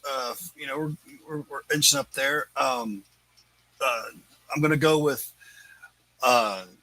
Nightmare 4. I'm gonna go with Nightmare 4. And like I try not to repeat myself too much, but I'm not the biggest Nightmare franchise fan, but this is one of the better Nightmares.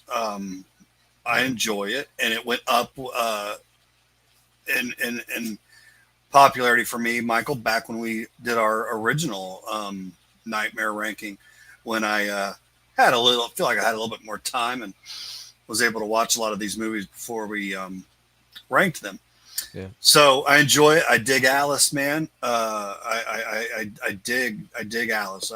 We both share that for sure. He has his, he is charismatic in 4, but he's not over the top yet. I feel like, in my opinion, because it got to bother me, man, where I'm like, God. And then I go back to remembering that original and how scary, and even 2, how dark and sinister he was. And I just, as they went on, I missed that more and more. But yeah, man, I can get into 4. I can get into 4. I think that there's a lot of memorable characters. Like I said, I wouldn't say Freddy's like on point for what I want him to be, but he's not a cartoon yet either. So, yeah, man, I dig this. I dig it. Oh yeah, my man, for sure. Number 23 for me, I'm going with Friday the 13th, Part 8. Jason Takes Manhattan. This one for me, I had never been more excited to go see a movie in the theater up to that point in my life than going to see this. If you were on the show, if you saw the show Friday night, we watched all the Friday the 13th trailers. And even the trailer for this got me amped up, even though I knew the movie wasn't good. The way they did it, they did the slow pan where Jason's got his back to the camera. You don't really know what's going on. There's no indication it's Friday the 13th. When did you guys do this, Michael? Friday night to celebrate Friday the 13th. That sounds super cool. It was so much fun, dude. Man. Yeah, you guys should go back and rewatch that one. We had an absolute blast with that. Right on.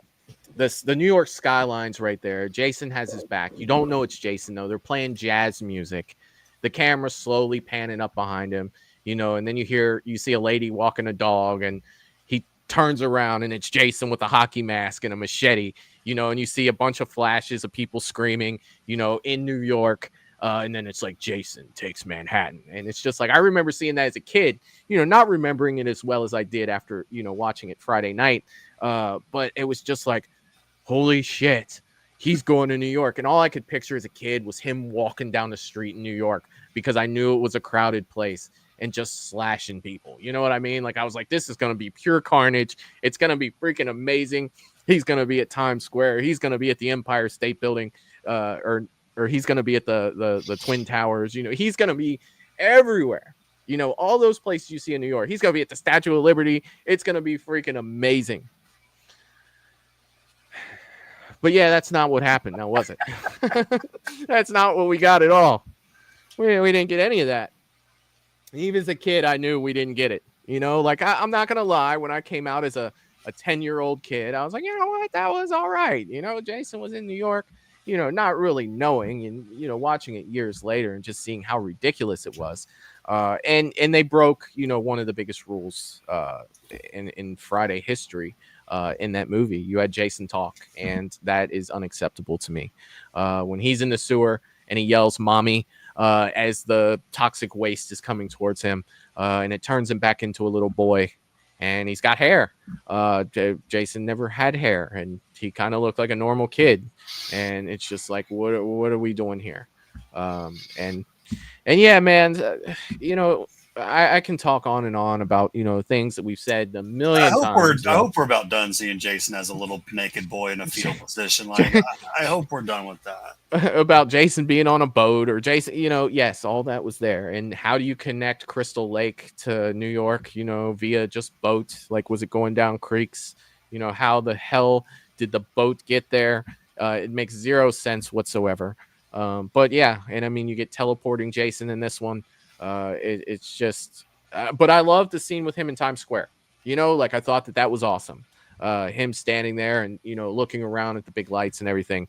Something I would always wanted to see, Jason in a different setting. I did get that, but the rest of it, unfortunately, I did not get any of it. So number 23 for Matt. Number 23 for me, Matt, was Friday 8. Jason Takes Manhattan. And we are coming up on number 22, my friend. If okay, so all movies, man. We're I think the movies we despise are kind of behind us now, at least for me. It sounds like for you too. So that said, it's Jason X for me. Kind of right there. I'm with you on that one, just not at your level, I think. I can semi call it a guilty pleasure as well. I know all its quirks. I know all the the campiness it brings. Yeah. But it also does bring a lot of entertainment.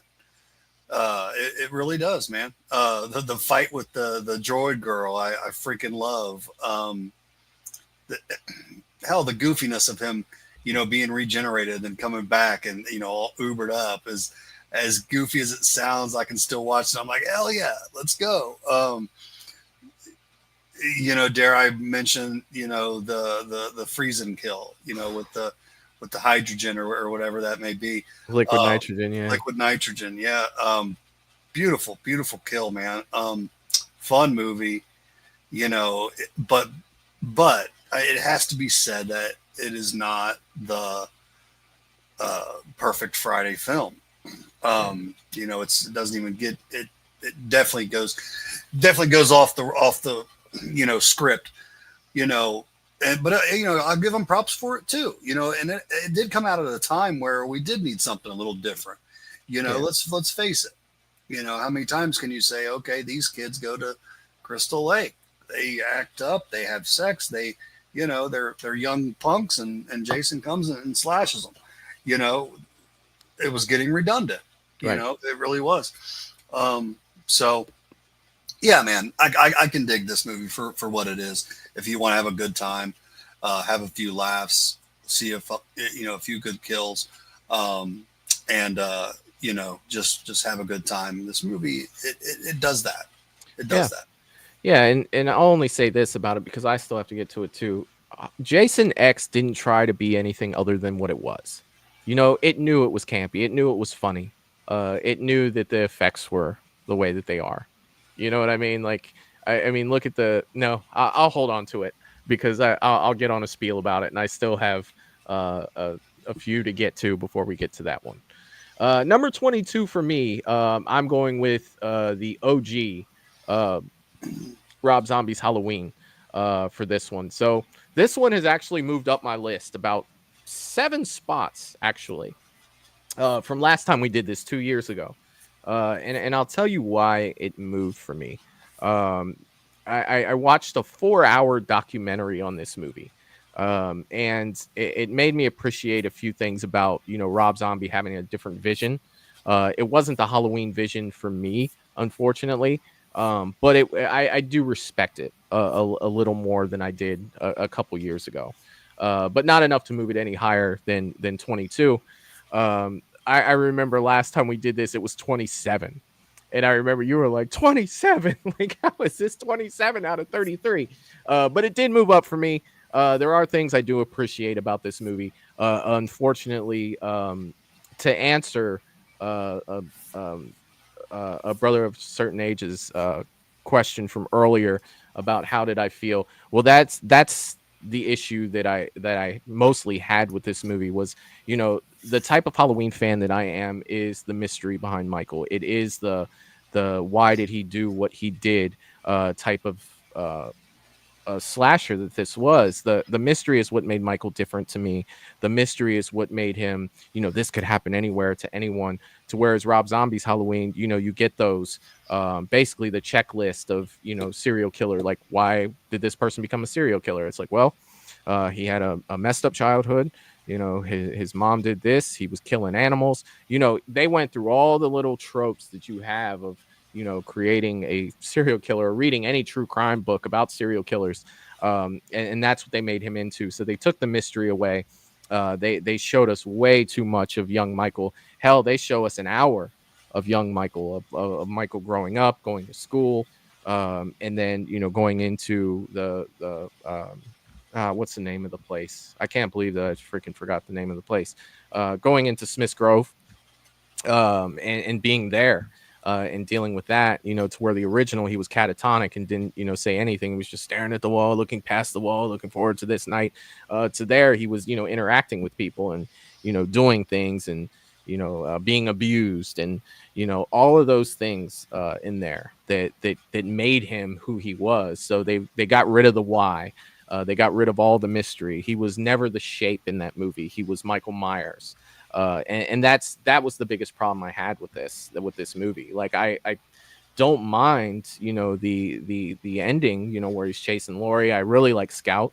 I really like Danielle. I think they did fantastic. I like Tyler Mane. I think that he did a great job, but it almost made Michael like Jason-esque, to where, Michael's not that big. I mean, Tyler Mane was shit, like what, 6'7", 6'8", standing on the side of the road, and that costume. It's like, who the hell's not calling the cops on that guy standing there? He's taller than the bushes. You could have never did the bush scene with Tyler Mane because his head would have been sticking up over the top of it. The guy was freaking huge.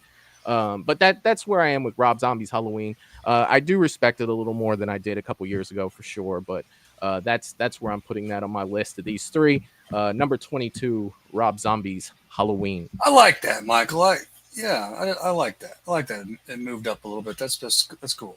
It did. I see that Peter Anthony is in the building saying, "What's up, my guys? What's going on, Peter? I hope you're doing well, my friend. Always good to see you here, brother." Yeah, what's up, Peter? James said, "I always laugh my head off watching Jason X." Hell yeah, man. It has funny moments. Hell yeah. Melissa said, "I love Jason X." Hell yeah. A brother of a certain age is saying, "I forget the line, but it was something like, 'Oh, he just wants his machete back.'" That's true. You are paraphrasing, and that's pretty much what he said. He's like, "It's okay, guys. He just wants his machete back." Yeah, that wasn't the case. That doctor deserved to get his anyway. Michael's saying Jason X is in my top 10. I hear you, man. I hear you. Russell saying his 22 is Halloween Resurrection. All right. Let's see. Did I get to? Oh, let's see. Paula down here is saying, "I think they should go back to Smith's Grove and find another patient in the same vein as Michael." I got you. Let's see what you're saying. To kind of continue the series, Paula. Is that what you're looking at right there? All right, Matt. We are down to 21, sir.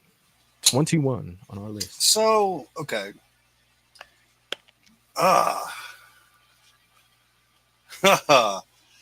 Yeah, I look at my list sometimes. I'm like, is that in the right spot, man? Yeah, man. It's hard with 33 movies. Is that in the right spot?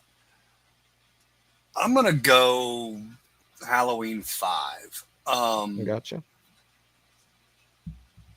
Don't despise this movie by any means, but not 100% my jam. I'm not big on the crying scene, like you said. I do very much like his look. It just really grew on me over the years. I love the scene with him in the stairwell with Loomis. There are things. Tina is god awful. God awful. We've talked about that. She ranks very high if you're talking about annoying slasher characters. Dude, I can't do it. It's like, oh my god. But I think I like it a little bit more than you do. But by no means, do I love it. The mysterious guy, towards the end, and all that's a little weird. Breaking him out of sitting in jail with his mask on. It's like, really? On his knees too. Yeah. Like that goes back to the looking down at Michael, that I'm talking about. Like that's. I don't know. Not much else to say. But I can watch it. I got you. I can watch it. I catch it about once a year. I watch it about once a year. Well, maybe twice. Probably twice. I'd say twice. I think that's what I went with when I said that earlier, because that's about right, twice. Number 21 for me, I'm going with Wes Craven's New Nightmare. This one right here is kind of up and down for me, depending on where I'm at. But after my last rewatch of the series, I feel like this is a good place for this one. And you're not really dealing with Freddy in this movie. It is the Dream Demon that is taking on the look of Freddy. I do like the meta aspect of this. I like seeing Heather Langenkamp back. I think there's a few things in this movie to where I'm just like, like, what are they doing with this? I think that I liked more things than I disliked about this. Like, I love the whole dynamic with her and her son. I love the dynamic of, Dylan and Rex. I think that could have been a cool idea that maybe got expanded on just a little bit. I do enjoy that. Like you talked about the glove earlier, like I do want to mention that because the glove is cool as shit. You know what I mean? And it was cool to see, the way that they did that, but at the same time, some of those people, it's just like, man, this acting is god awful, and it's not coming from the main cast, like you look at some of the other people like Wes Craven, like it's dude, I loved you. You were a master, but you belong kind of behind the camera. You know what I mean? Like I wasn't really feeling that whole dynamic between him and Nancy, but it wasn't something that bothered me before. On this last rewatch, though, it kind of stuck out to me. And this was a comment the last time, we did Nightmare, and I always bring this up when I talk about it because I agree 100% with what Polar was on here and said. I think that Freddy attacking Robert Englund, was a missed opportunity for this movie, that it wasn't in this movie. And when she said that, I thought about it like, damn, man, that would have been freaking awesome, to see like Freddy chasing Robert, you know what I mean? Kind of in like that Jason Goes to Hell where Kane Hodder's like, oh, Jason was just a big old pussy anyway, and then the next scene you see him dead laying there, you know what I mean? Like, I think that would have been a cool, like, that's awesome. But I do think it was a missed opportunity for sure. But yeah, that's where I'm at, man. Number 21 for me, Wes Craven's New Nightmare. And Russell is saying his 21 was Jason Takes Manhattan. Mr. Rick is in the chat saying, good evening, guys. Sorry I'm late. I'll watch the whole thing tomorrow. Hell yeah, Mr. Rick. Definitely leave a comment for me after you do, sir. Let me know what you think and where some of your stuff lands. James is saying, I hate that crap girl. I hate that buppeta. That's the word. I had a hard time putting it together. I hate that buppeta crap. Yes. Love that you spelled it. It took me a minute to recognize the word. I had to sound it out like I was in 4th grade. Fantastic, James. Well done. James, are you sure that you wouldn't be singing right there with her, my man? James sit back there like ba-ba-da, ba-ba-da, I don't ba-ba-da. know. I could see James rocking out to that. Ba-ba-da, ba-ba-da, bum-ba-da, ba- Oh, it's bad. Oh, it is bad. But we are on number 20, my friend. We have hit 20. We have cracked 20. Jason 5 for me, my man. Jason 5. Yeah. I enjoy it, and it's another. Now, this is a movie where I can see. We don't get Jason, right? We don't get the real Jason, right? But I've heard someone say, "Hey, what is a Jason? He's a man in a hockey mask running around killing." Don't you get that? Yes, you do. Yes, you do. And you get it full throttle. So I do believe it has the most kills in the franchise, if I'm not mistaken. And they've got a lot of good kills. They've got a lot of good, memorable characters. I kind of like, I don't want to say it's similar to a Jason X, because it's not. But in a sense it is, because, if you are, going into it, it's not Jason. So when you go back to it, okay, for what it's worth, let's just check this film out, right? You can have a good time watching this movie. You absolutely can. Does it suck that the real Jason is absent? Yes, it does. Yes, it does. There's no getting around that.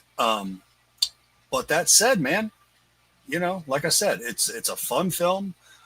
Plenty of kills, Jason style. plenty of that, man. So I don't hate this movie. I don't, Michael. I can have a good time watching it. It falls somewhere, in the middle of the franchise for me. It's not the worst. It's not the best. But you do get what we like in Jason movies, man. So yeah, that's where I am with that. I'm just gonna go ahead and piggyback because that is my number 20 as well. Okay. Friday the 13th Part 5. The whole thing was like, this was the first Friday movie I got to see in theaters, which I've said many times on here, and I didn't know it wasn't Jason. I was freaking 7 years old. I thought it was Jason, and then at the end when it wasn't, it was so disappointing. That was the biggest thing. And getting older and knowing what to look for and stuff like that, because as a kid, all I saw was a hockey mask. And then as you get a little older, it doesn't have the red chevrons, it has the blue. You could see like his hands are like fine, like a normal person's hands. They're not like crazy looking or anything, like he's been buried or anything like that. So it's very obvious after the fact that it's not Jason. But going in and seeing it for the first time, I thought I was going to a Jason movie, and the disappointment behind that. And I can kind of see what you're saying about it being a guy in a hockey mask killing people, but the same logic to me applies to Halloween Ends, because it's a guy in a Michael mask killing people. You know what I mean? And that, to me, that didn't make it any better either. But like you said, memorable characters in this, yes, there are tons of them. Not a huge fan of the Tommy Jarvis in this movie. I don't really think it was the actor. It was probably just what he was given from the story. I'm a big fan of Ethel as well in this movie. She's just ridiculous, and I find her hilarious because she talks so much shit, and that's just fucking awesome to me. Tommy was an ass kicker, though. He was an unhinged ass kicker. He definitely was. But I mean, he really wasn't in the movie too much. And when he was just having visions of Jason. That's something else that I, noticed when I watched this a couple of weeks ago. It was just like, wow, man, like he's really not here a whole lot. They didn't really make him too much of the focal point of this movie, to where in the beginning, you're getting a familiar character and you would think that, he would have a bigger role in this. But yeah, man, I'm not going to go on and on. Friday the 13th Part 5 is my number 20. And that's also Russell's 20. Like, three of us here hit that as our number 20 for sure. And Jerry's reminding everyone, giving them the link to Mad Matt's Mask. If you need anything horror-wise, you can go over to Mad Matt's link over there and see, especially if you need those last-minute Christmas presents. You got a friend that loves horror stuff, you can go over there and get it. Jerry is also saying, consider joining Movies and Beyond on Patreon. He's providing a link. If you'd like to support Movies and Beyond outside of YouTube, you can do that at Patreon. And May Ann is in the chat as well, saying hello, Michael, Matt, and Movies and Beyond family. That's what I'm talking about. What's up, May Ann? Hello, man. All right, Matt, we have hit number 19. We have cracked the top 20, and we are below. We're on 19, correct? 19. Okay, I'm going Friday 6. All right. I'm going Friday 6. Now, damn, man, and I hate I keep saying this, but I'll see when it's all said and done. But I'd like to. I might do this list for shits and giggles tomorrow, right. And I just want to see if it's I know it'll be a little different, but how similar. Because we just talked about 6, not too long ago, you and I, and I was telling you how much I love that ending, and I really do. And I like the Jarvis in 6. Yeah, Tom. And I love C.J. Graham's portrayal as Jason in 6. Man, he gives you different movements. He gives you very different movements so you almost don't see some of them coming. Like when he'll fall down and you kind of think you're going to be waiting for him to get up a second. It's just bonkers, boom, right back up. And I was digging that. I was digging that. He definitely. I feel like he needs to get the kudos for putting his own spin on Jason. He was terrifying. He was big. He could also move. Aside from his Batman utility belt, I thought he looked fantastic. Just not a fan of that damn belt. We got a little bit of campiness in there, which I wasn't a fan of, but it's not overdone to where, it's too ridiculous. But there are some odd campy stuff in there where you're just kind of like, it almost for me doesn't fit. It almost doesn't fit. But all around, dude, a solid entry to the franchise, in my opinion. So 6. Hell yeah, man. Hell yeah. Let's see. My number 19, I'm going with Nightmare 2. This one for me, on rewatch, it has slipped down a few spots for me. Okay. But at the same time, you talked a little bit about the pool scene. I love the bus scene at the beginning. I love the interaction between him and Jesse, especially in the boiler room where Jesse finds the glove and Robert's like, kill for me. You know what I mean? Like he's getting into his mental. I know that there's a lot of people that don't like the fact that Freddy was outside of the dream world in this movie. And there are some ridiculous things with this movie. One of the things that make me laugh every single time, and I get reminded of this when I go back and watch this movie before we do these things, was the bird exploding. You know what I mean? And the dad was saying, shouldn't have got that cheap bird seed. You know what I mean? In what world? In what world? I don't care where you buy that bird seed. If it makes your pet explode, there's going to be some phone calls that are going to be made. Like there's a whole lot of stuff going on with this movie that it's just like your house is 100 freaking degrees.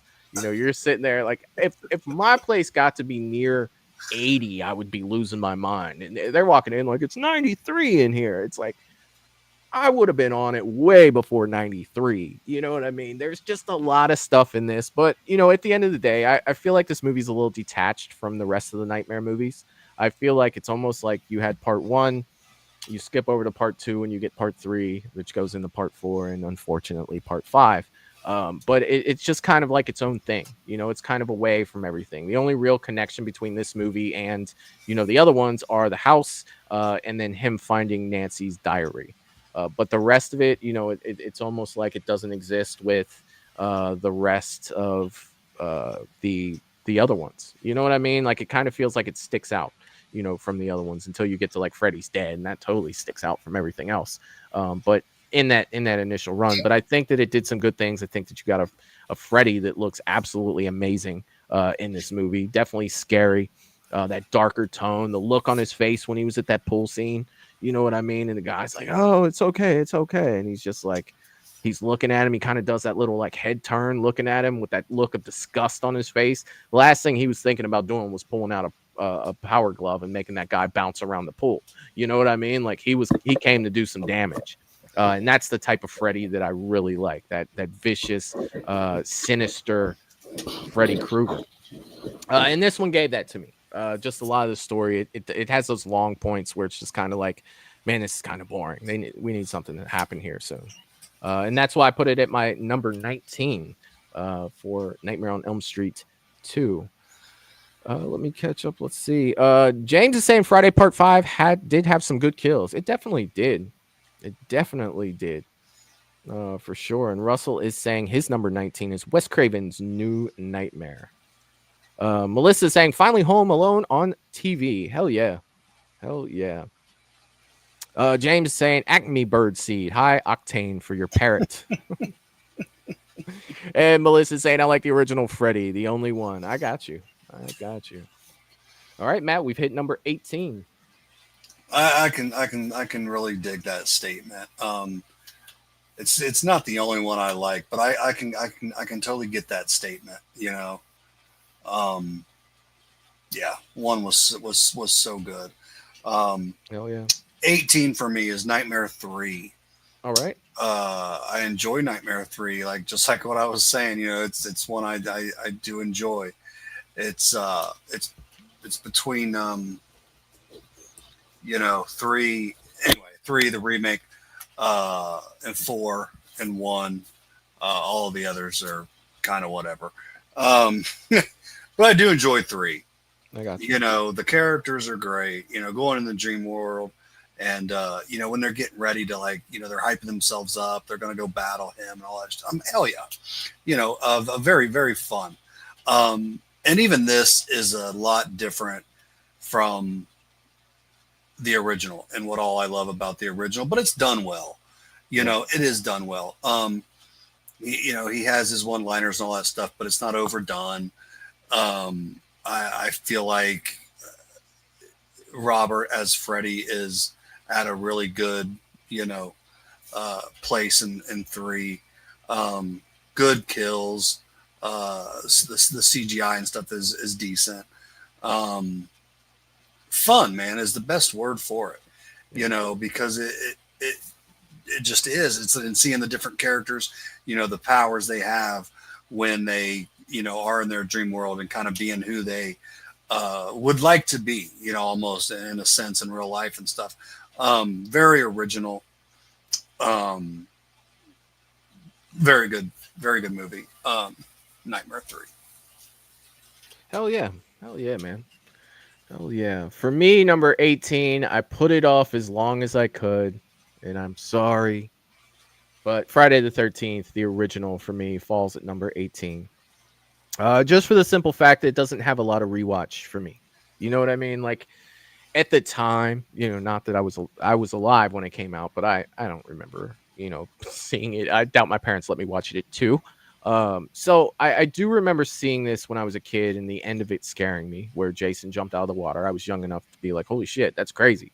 But I could see now, you know, the evolution of horror movies and people going back and looking at it like, bro, that's really nothing. But at the time, it was very, very, it was a jump scare, you know, and it was a good one. I think that Betsy Palmer did a fantastic job, even though she didn't want to do the movie. She did a very, very good job at playing, you know, Pamela, and set that standard for the rest of the franchise. And like I said, you know, with this movie, you know, that will always be Camp Crystal Lake to me. Anytime I think of Camp Crystal Lake, that's the movie. The camp in that movie is Camp Crystal Lake to me.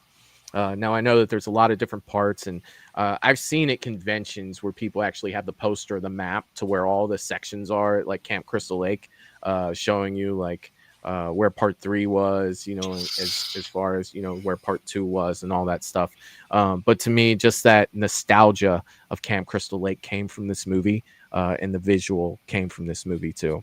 But like I said, putting it number 18 is based on, you know, not a whole lot of rewatchability for me. I'll watch it 1 or 2 times a year. I have it on 4K.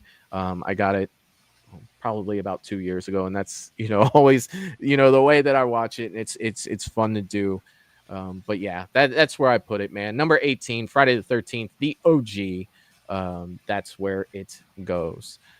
Let me see where we're at. Russell says his number 18 is A Nightmare on Elm Street 4. Hell yeah. Melissa says, just want to say, Michael and Matt, really look forward to your lives on Sundays. You really do have the best channel, Michael. Thank you so much for that, Melissa. That means the world to me. I appreciate it so much. Thank you. Jeff is saying, interesting fact, Jason was born with the same condition that Kaylee was. Oh, okay. I didn't know. I did not know that. Is Kaylee in here tonight? If not, hello, Kaylee. Brother of a certain age is saying there is this bird noise that I associate with Crystal Lake. It's like a whistling noise. Yeah, man, it's that atmosphere, dude. It's that it does that. It does that. Melissa saying, I can't rank all these. Be too hard between Friday and Halloween. Nightmares would be easy, all at the bottom. I know Melissa doesn't like A Nightmare on Elm Street. She does not. It's all good. I'm not like super far off from her, but I got you. Jeff said she was earlier, but not anymore. All right. Well, tell her we said hello, for sure. All righty, Matt. We are on number 17. All right, man. This is just cool, dude. I gotta stop and show you something real quick. But this is something I picked up for you, my friend Michael. I got to show it on here because we were talking about it. I thought it was super cool, my man. But this says 100% Crystal Lake water Not for consumption. Angry Mother, established 1958. Bottling company. Bottled on Friday the 13th, where the legend was born. But check that bottle out, man. Oh, that's freaking awesome, man. So, yeah, man, I got you some. I thought it was cool, too. It's simple, but, you know, put that on your shelf next to your DVDs or one of your Jason figures or something. But, yeah. I know you can't probably see it too well, but there's some Crystal Lake water, my man. I appreciate it, man. Thank you. Thank you so much. Absolutely, buddy. I absolutely thought that was love pretty it. cool. I'm going to try to get one for myself down the road, but yeah. So is that actual water from It is New Jersey? It is. Like that, dude, that's Yeah. so cool. Yeah. Thank you. Yeah. Thank you for that. Yeah, Lydia looked that up because I came across it, and then I'm like thinking, well, is it really? And it is. It is. That is so cool, man. Hell yeah, dude. Thank you. Thank you You're a million welcome. times. And we were on 17. We are on 17. Yes, sir. Oh, man. Am I going to do this every time? Oh, should this be where it is? Yeah, I'm going to go with Halloween Kills. All right. Going with Halloween Kills, and it's a we've talked about these films, and it almost just kind of like does a back and forth with me. It's like, I'm digging this, what the hell's this? Oh, I'm digging this, what the hell's this? Kind of thing, Yeah. But we're hitting movies that I enjoy, man. I enjoy this film. It's not perfect by any means. There's one specific scene, we all, maybe not everybody, but you and I definitely talk about and agree on, and it's that dumb hospital scene that just drags on. Yeah. It just drags on. Tommy Doyle in this movie just gets on my last nerve. And I love that actor, but just something about him as Tommy kind of just is almost cringy. I don't really, in my opinion, it's not really the role for him. And I was more excited when he, finally, met the wrath of Michael Myers. But there's very, very cool scenes, man. There, we all know, the fire scene. When he gets up with the mob and everything, dude. A lot of great. The flashbacks, the flashback, a lot of just killer scenes, mixed in with some dumb shit. To be honest. I think that applies to a lot of these movies. It's got some cool shit mixed in with some dumb shit. Like that's because it does. Yeah. But this one like just is got that tenfold, it really does. Goes from some highs to lows, I also like other scenes, I dig the scene, in the car, the knife through the face and stuff. I dig that when she hits him with the rocks and it's almost like he got a little slap. I think that's so badass. Yeah. You see that just how freaking powerful he is. I love that shit. The couple he kills in their home, and when he just repeatedly keeps stabbing the man and leaving the knives in him, I thought was very, very brutal. Super cool.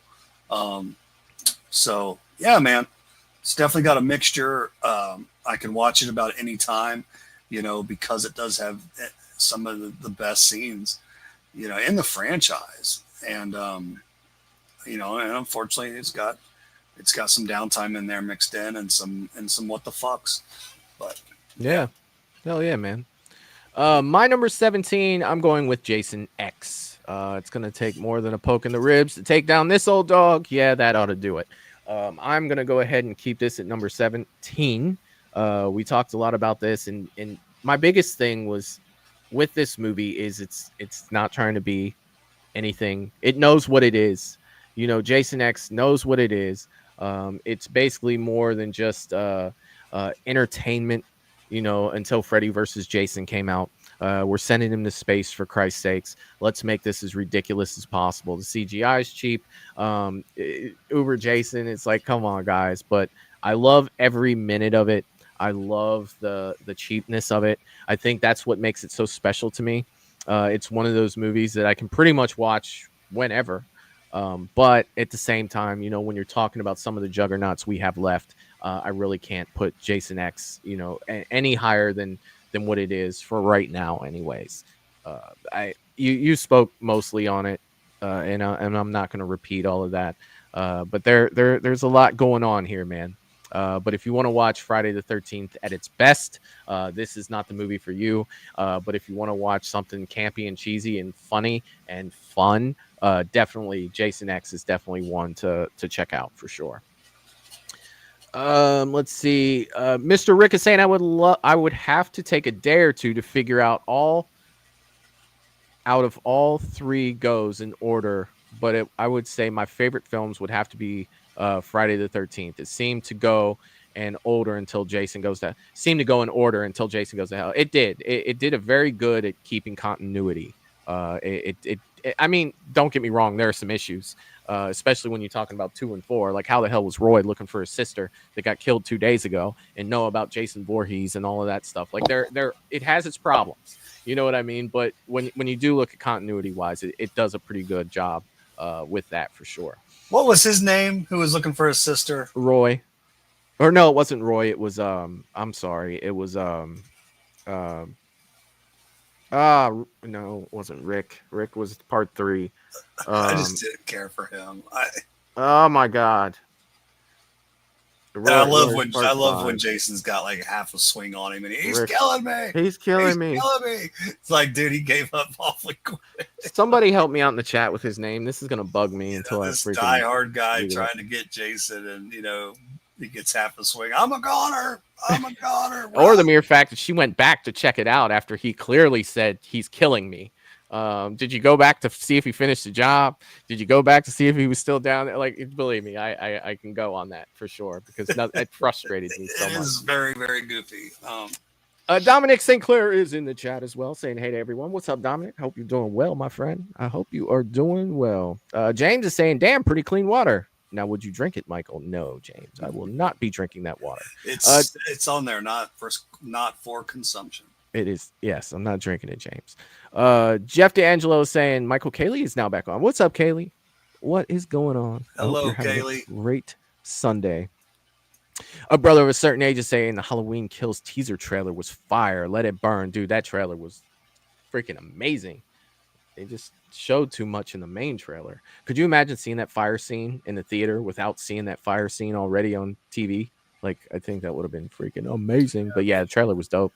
They should have done that, yeah. Dominic is saying Jason X is similar to Jason Lives in terms of goofiness and not serious. Yeah, but yeah, I agree with that to an extent for sure, Dominic. Paul is saying it was so cool seeing the Brat Pack. He was iconic. Breakfast Club and no horror movie. Oh, talking about Anthony Michael Hall. Yes, he was. Russell saying Tony Danza, who's the boss? No, it wasn't Tony Danza. No, it wasn't Clay Miller either. We're talking about part 4. He's killing me. It wasn't Roy. It wasn't Rick. What the hell was his name? I hate that it's sure it wasn't slipping. Rick. Rick sounds right. Rick was part 3 that got his head squeezed and his eyeball popped out. It was Rob. Thank you. Yes, I knew it was an R. Yes, it was Rob. Yeah. It was. Thank you for that.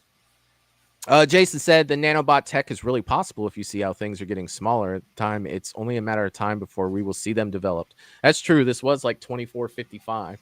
So we got some years to figure that out. But Matt, we have hit number 16. For 16, I'm gonna go Jason. I'm gonna go Takes Manhattan. All right. This didn't age very well. I watched it a lot growing up. Really enjoyed this film. Still do. But it just didn't seem to age very well. I love Kane Hodder as Jason. I do absolutely love Kane Hodder. I love his time in New York. The time on the boat, it's okay. There's some. It's okay. It's okay. There's some cool kills. I love the kill with the girl where he picks her up and just slams her. I love that. I love the head knocked off on top of the roof. But just has its problems too. I don't really dig his look in this movie. All around, it looks a little cheap. Not really a fan of the mask, the like flat pancake yellowish with the small chevrons. Not my jam. But watchable. It's an average installment for me. So Manhattan. Hell yeah. Hell yeah. For me, number 16 was Friday 6, Jason Lives. This one for me, yeah, Tom Matthews was great in this, and it was just so Jason, this is first look we get at zombie Jason, and we get that brutality at the beginning where Tommy and his friends is at the graveyard and Jason just punches through his friend, and you see his heart like in his hand, and you're just like, oh shit, like Jason is not playing. We kind of get that James Bond moment at the beginning, only he doesn't have a gun. He's got his machete and he slashes the screen instead of taking the shot. A lot of things in this movie that made it so much different than what we were used to. This was the change. I almost said Halloween. Friday the 13th, 1 through 5 was it felt a certain way. It felt a certain way. And this changed that. It made it into something different. Not to say it was bad. It was just a change of tone altogether. But, one of the things you didn't bring up that I thought you'd bring up when you talked about the end of this movie, so I'll make sure I bring it up because I find it mutually awesome. I really love the end of this, with Tommy on the boat and the fire and everything and seeing all that and him, you getting that feeling that Jason's coming, but now he's under the water and Tommy's just standing there with the chain that he's trying to throw around, and Jason jumps up and breaks the boat by crushing him. I thought that was freaking fantastic. Seeing the sheriff get bent in half backwards, that was brutal back then. I thought that was crazy. There was a lot of comedy in this, but it was never focused at Jason. It's man behind the mask. And I know that this is a fan favorite of a lot of people, Friday the 13th, Part 6. And, there are certain things that I see why people like this movie so much. But for me, it lands at number 16, and that's where it's going to stay at. And to get into the comments here, Melissa saying Jason Lives have so many great scenes, like the old man digging him up. What do you think? I'm a fart head? Yes, it does. Mr. Rick is also saying it was Rob. Yes, it was. Thank you to you also for that, Mr. Rick. Russell saying his number 16 is Halloween Kills. Brother of a Certain Age is saying the end of Jason Takes Manhattan was poop and trash. I got you. Yeah, it's definitely something that I was not a huge fan of for sure. Mr. Rick is saying Eric Anderson played him and just passed away earlier this year. Yeah, I think Peter Anthony told me that. That's a shame. That is definitely a shame. Who passed, Michael? Eric Anderson, the guy that played Rob in Friday the 13th, Part 4. Oh, wow. Okay. Melissa saying Kills is so epic. Hell yeah. Brother of a Certain Age is saying I love that opening James Bond intro. Hell yeah. Definitely. I like that too. Yeah. Mr. Rick is saying good night, guys. I'll see you guys later. I'll watch the rest of this tomorrow. All right, Mr. Rick, have a good night, brother, and don't forget to leave me a comment. Let me know what you think. Always enjoy reading those afterwards. I almost said Mr. Russell Dorsey. Russell Dorsey, Tom Matthews is in a movie with Felissa Rose and Kane Hodder on Tubi. Oh, awesome. Let me know what it is. Let me know what that movie's called. Dominic is saying Jason Lives made you root for Jason. It kind of did in a way, Dominic. I see what you're doing there. And definitely I was always rooting for Jason. I was too, but it kind of made him like a more people were rooting for Jason at that point. You know what I mean? Like he just had that. It was awesome. And it's always man behind the mask. I always have to bring that up. Which one got the James Bond intro? Is it 6? 6, yeah. Okay. Number 15, Matt. So I did kind of switch these. I'm going with H2O. I'm going with Halloween H2O. Gosh dang, dude. I like this. I like this movie. And it's a go-to a lot for me. And I feel like you just get a lot of what you want to see, in my opinion, in a Halloween movie. Jamie Lee Curtis is back. It has a modern feel to it. It's like they brought it into with the times. We're right in, the 90s. It has that feel. But they do it well, man. I'm a Josh Hartnett fan. I thought he was great. Jamie Lee was great. LL Cool J I thought was great. The look of Michael is kind of just like an average. It's not my favorite. I don't despise it. I think it opens with a banger. Michael, in the house and killing the kids and everything. Just very fun, man. I think their showdown at the end is classic. When she breaks the gate and screams his name and that music hits, you're like, hell yeah. And their fight is done very well, I believe. Yeah. So back to what you were saying, like when you're in the mood, like for a Halloween, this gives you a Halloween movie, man. Yeah. It really does. So I enjoy it a lot. Oh yeah, man. Oh yeah. Number 15 for me, Halloween Kills. This is one that slid down my list a little bit, but let me say this about Halloween Kills. Rewatchability for this one for me is high. I can watch this one a lot because it does a lot of really good things, but it does a lot of things that you're just kind of like, you can walk away from the screen for a little while and come back to.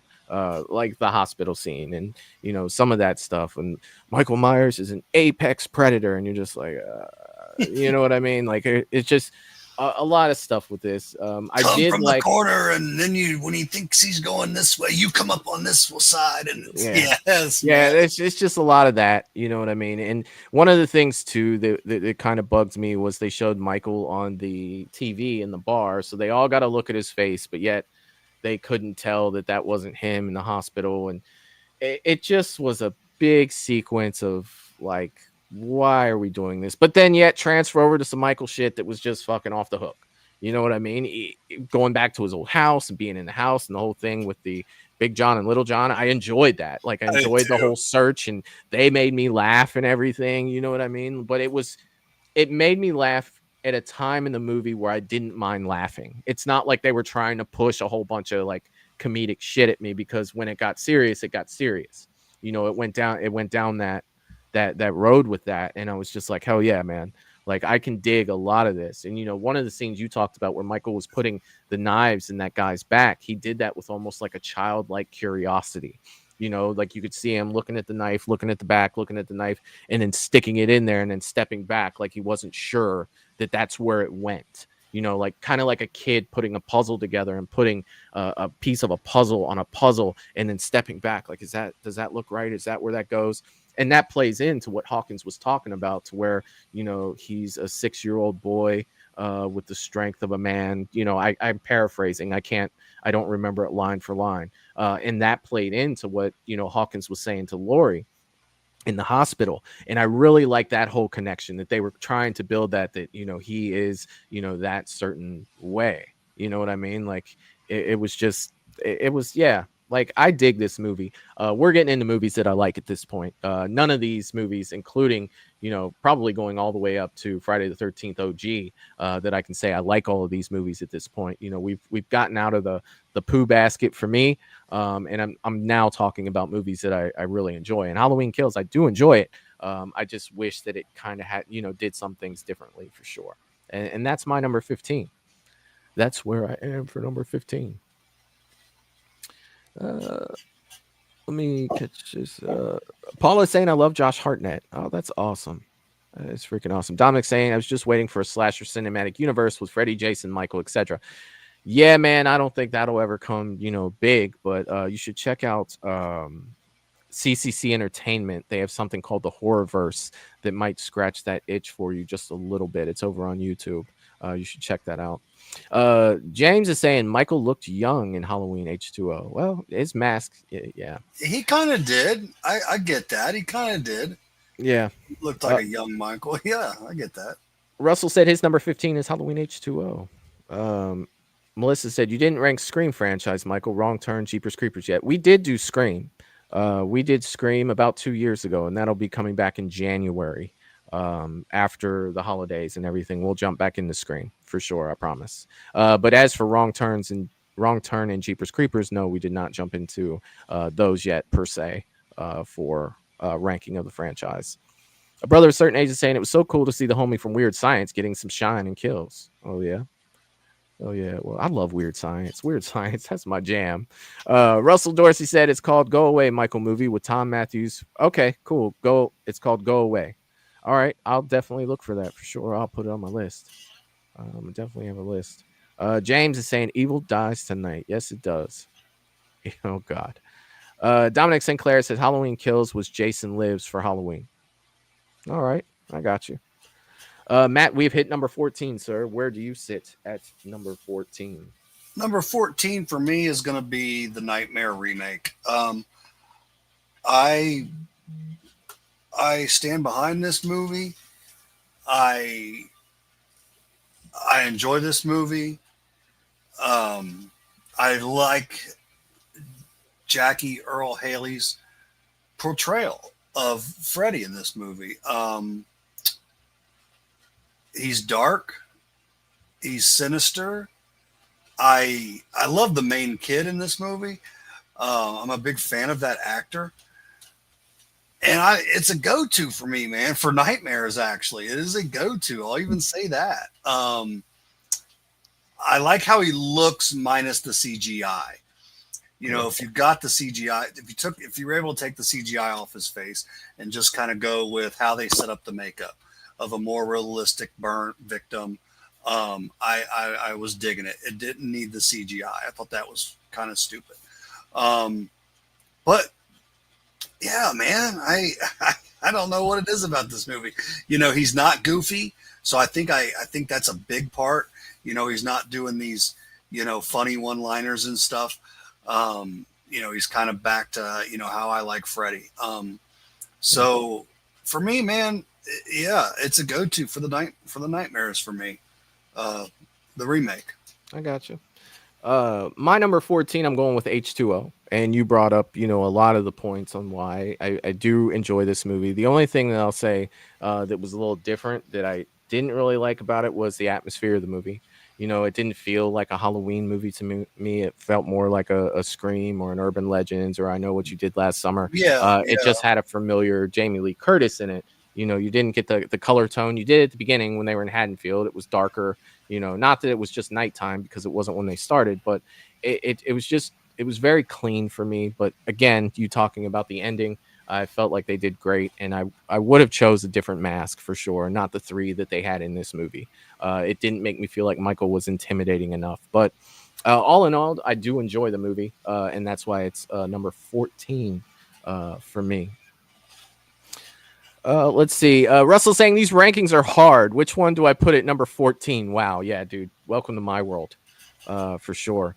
Dominic said H2O setting was in sunny California instead of fall Haddonfield. Very different settings. Yes. But I do feel like the atmosphere for a Halloween movie is a character in itself, along with the music. So that's why I say that for sure. Number 13, Matt. All right, man. So, oh man, yeah, these are the good films, dude. These are the good films. Halloween 4. I'm gonna go Halloween 4. They're just, dude, solid is the word that comes to mind with Halloween 4. But I do not like his look. I just don't. The weird shoulder pads.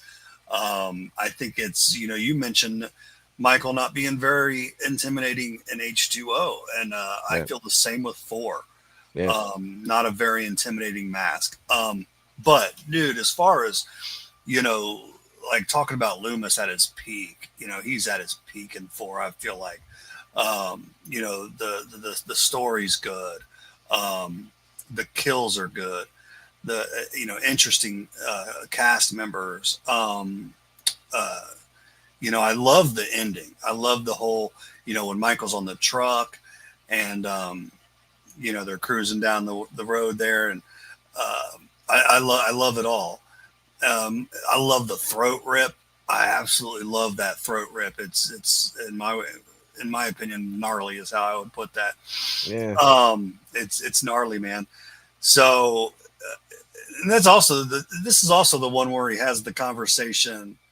Oh man, yeah, I love the freaking when he sees him in that old gas station. I absolutely love that. And he's still got rap. the band. Yeah. And he first says Michael, and you're like, oh shit, he's talking to him, isn't he? And then you see him literally stare. I thought that was so badass. One of my favorite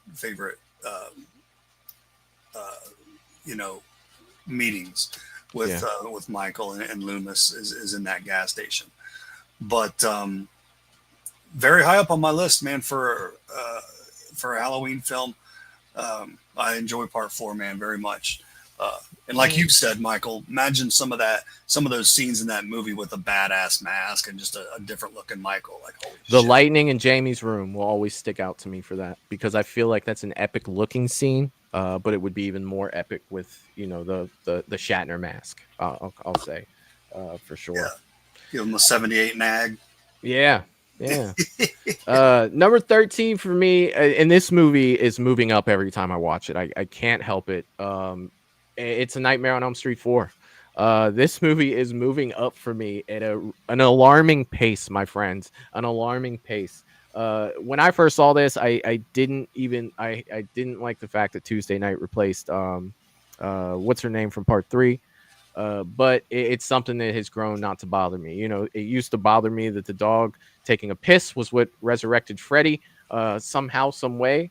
It's like I watched that part and I'm like, yeah, okay, whatever. Because it's immediately followed by the epic scene of Freddy standing there, to which I will say this, and this might be a hot take. Freddy looks better in part 4 than he did in part 3. He looks scarier to me. He looks more of like of just darker. And that shot pans up and he's just looking at what's the Kincaid, and he's saying, "You shouldn't have buried me. I'm not dead." You know what I mean? And it was just like, you're okay. Holy shit! I'm getting this like old school Freddy at this point. You get the whole sequence.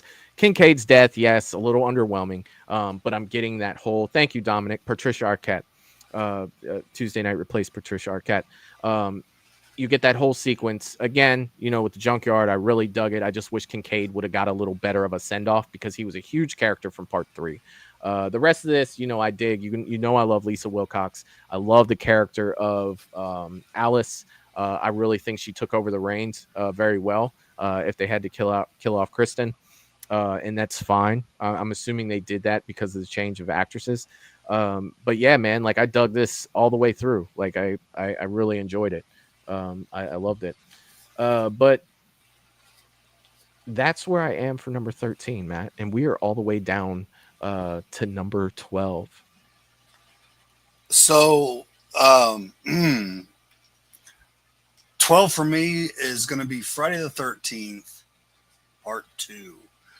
Fan of 2, Michael. Fan of 2, guys. I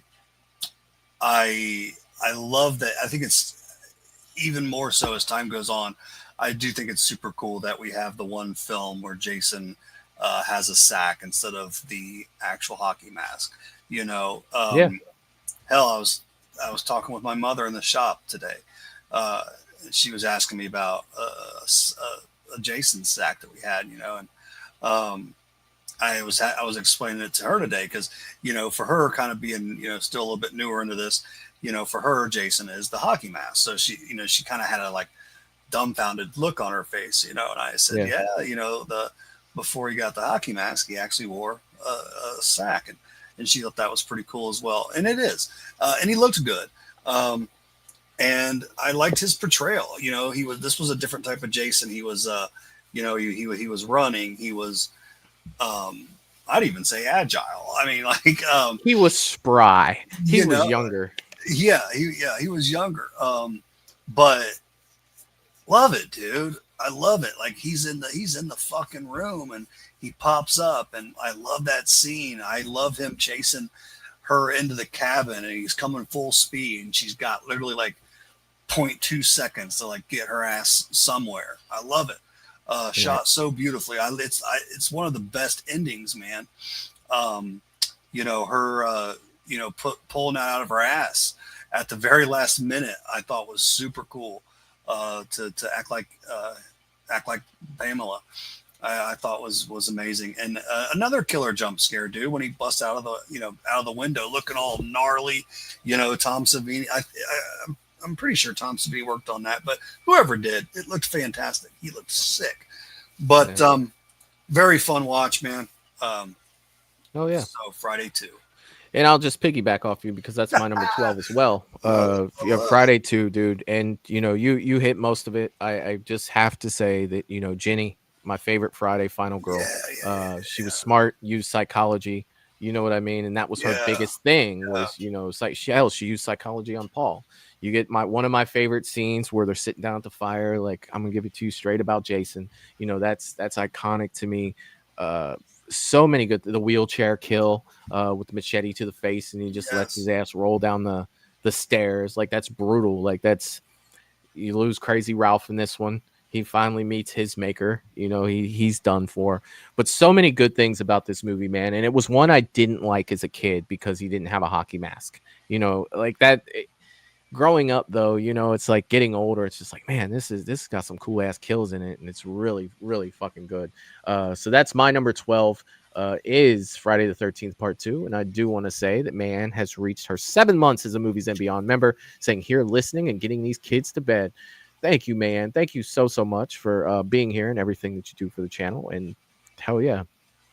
All right, Matt, we have hit number 11. We are on 11. 11 for me.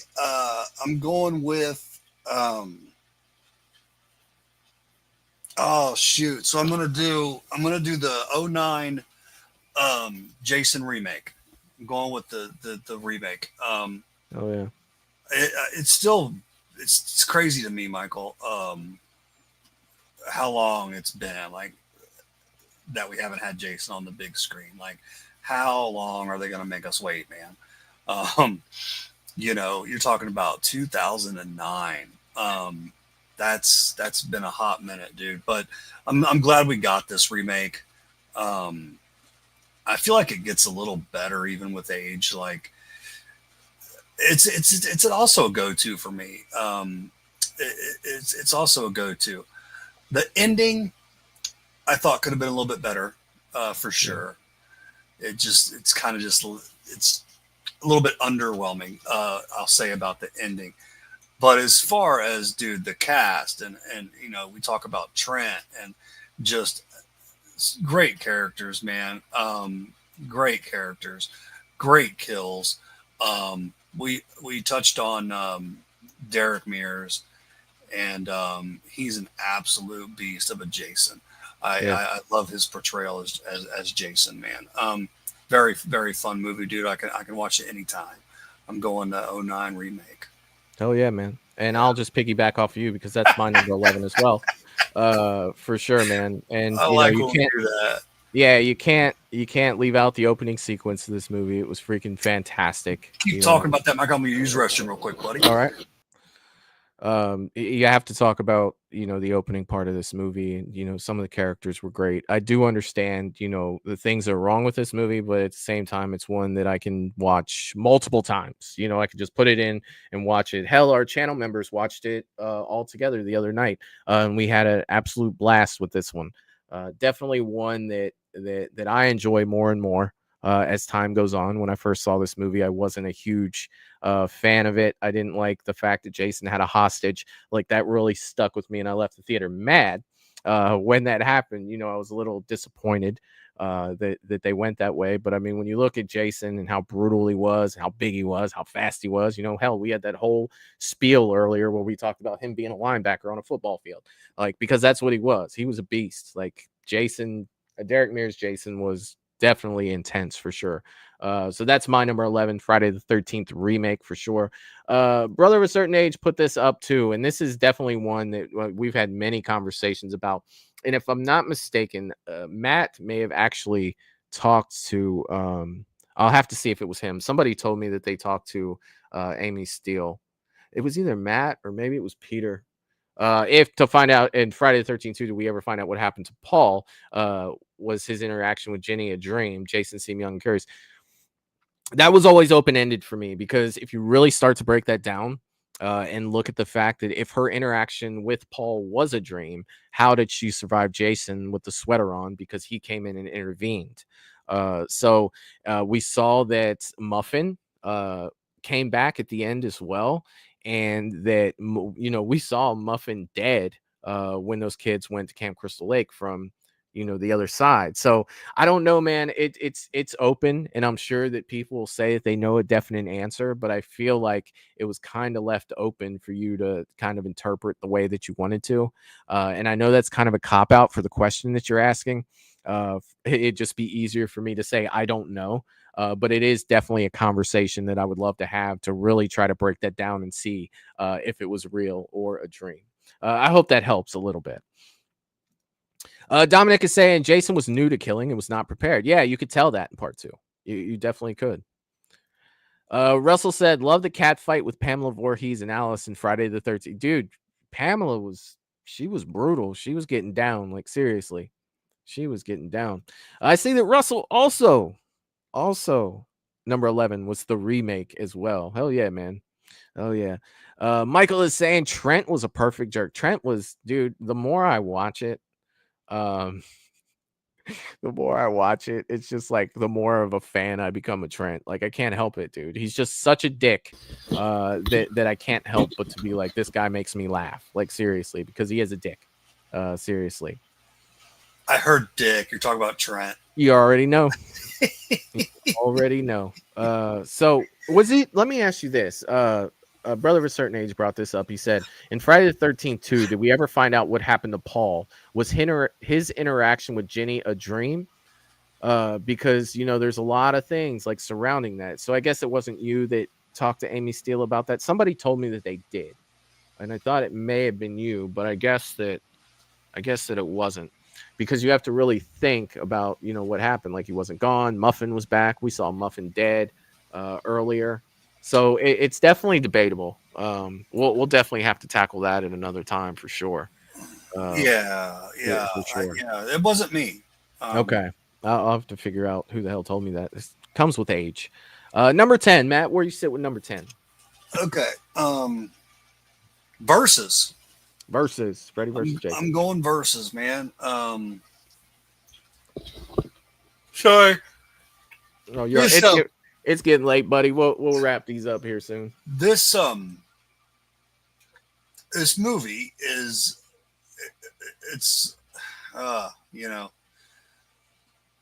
I guess it's I'm glad we got it. I'm so glad we got this movie, and it's a very fun watch. It absolutely is a better nightmare movie than a Friday the 13th movie. Absolutely. Like 100%. So I see everything you say with this movie. But we get to see two iconic icons go at it. I thought we were going to get a lot more after this, in which, kind of come back to where they said, even if you did something with like a multiverse in the horror genre, that could be kind of cool. Hell yeah, it'd be fun as hell. I don't know if we'll ever get it, but it is cool to think about. But this movie has its flaws, man, and I think one of the biggest is really casting, and some of the acting is some of it's atrocious. Yeah. But that said, we do have our characters going at it. There's some very fun scenes. There's some great one-liners. So it's I haven't watched it. It used to be very watchable for me, and it still is, but I watch it a little less often these days. But I do enjoy this movie. Oh yeah, man, I do too. Because my number 10 is Freddy versus Jason. That's 3 in a row. Freddy versus Jason for me, dude. This, if anything, if I let go of the fact that I think it's a terrible Friday movie, but a good nightmare movie, at the end of the day, you get the two sharing a screen. Whether you like what happens on there or not, it happens. They're there. You can wish that different things happen. You can wish that different people play different characters. You know what I mean? But at the end of the day, I have fun with this. And this is one of those movies that I can bitch through the entire time. Like through the whole movie, I can just bitch about it. But at the end of the day, I have a great time with it. And I'll be quick to watch it again. I just will. And I think that's because that's two of my child, icons that are sharing the screen for the first time, like you wanted as a kid, so bad. But my number 10 is Freddy versus Jason. That's where I landed with that. And we are on to number 9, my friend. We have moved on. Okay. I've got Jason. I'm going with 4, man. I'm going with 4. All It's a lot of people's favorites. I enjoy 4. It's not my top Jason movie, you know. But damn it, dude, if it's not a good one for me, the machete slide is probably what immediately pops in my mind when I think of 4. I just love that. And you talk a lot. I'll let you talk a little bit more about the 4 because Okay. I know you really do enjoy it. But I do too. But there's some things, like what you just discussed with, Rob, and I can't really get on board with him and some of the goofy stuff she does, like coming back for him and things like that. But the ending's phenomenal. A lot of memorable characters. I'm gonna leave it at that. I know you still got to get there with that movie, but it's like I think I ranked that like 3 or 4 for my Fridays. So it's up there, man. I got you, man. Oh yeah. So number 9 for me is Halloween 4. This was our introduction to Danielle Harris. I felt like Rachel Ellie Cornell was a fantastic final girl. This was the first Halloween movie that I saw in theaters in 1988, I believe. And even at that age, I recognized that mask was not the same mask that was on the poster that I came walking into. At that age, I realized that at 10 years old, I'm like, something's not right. You know what I mean? But we got just about I couldn't have asked for more other than, the look of Michael with this movie. Halloween did take a different direction with it, but I was all about it, and if I'm not a huge fan of the brother sister thing, but if you are going to do it, I feel like you should do it right. And I feel like Halloween 4 did a damn good job at it. And I think that Halloween 4 is the reason that I hate Halloween 5 so much, because they abandoned a story that I was really buying into. And I really enjoyed this movie. It's up there for me in Halloween for sure. We are at number 8, Matt. We have made it to number 8. So let's keep going with some Jason. I'm going 7. Okay. This is what I've been kind of recently thinking with 7. Because we both like it. We talk about his look. Yeah. But I do have to say and notice that, in my opinion, there is like a middle that's kind of like a little bit slow and empty. Yeah. I will say about 7. It's almost like if they could have had some entry in there that was, had a great sequence with a killer kill or something like that. If they could have done, but there is, in my opinion. But you talk about like the beginning, the end, the look, the ending. I absolutely love. But I do agree with you, because I talk about the ending, and then I think right after, as I did that, you also brought up, where the dad comes and pulls him down, being, kind of a little corny. And yes, it is. Yeah. But everything surrounding that was good. Everything surrounding that was hell yeah. Falling in the basement, and the mask snapping off, and the him doing the fire scene, and dude, just all of it. I love falling through the basement, busting out through the wall. I'm so on board, dude. It's like an amped up, Friday ending, in my opinion. And then having the battle with her, and falling in the water, getting electrocuted, all is just so good, so good. So it's right there. I think it's like my second favorite Friday movie, but I love it, man. Oh yeah, dude. My number 8, I'm going with Halloween 2. Halloween 2, it's definitely, it feels a lot like the first one, at the beginning. But I feel just like you feel about Friday 7.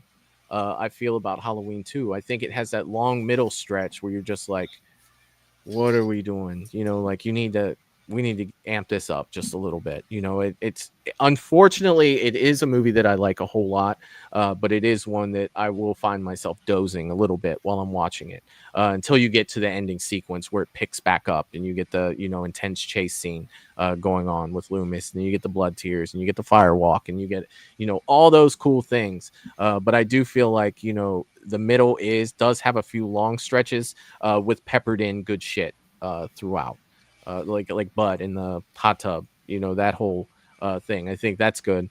And this is definitely a turning point for Halloween, to where it became a gory slasher as opposed to a slasher that was built on like tension and stuff like that. It kind of made that change at this point to say, hey, we're gonna go ahead and just start fucking ripping shit up, and making it bloody and gory, to where the first one you really didn't find a whole lot of blood in it whatsoever. But Yeah, it was very clean.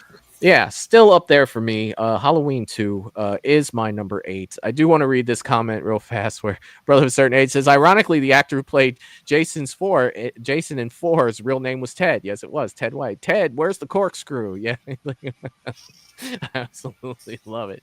I do. Russell's 9 was part Ted, 7. the corkscrew. Or had the ugliest. God, yes, so yes, funny. yes.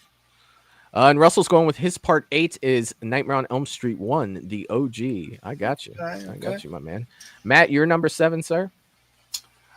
Okay. Let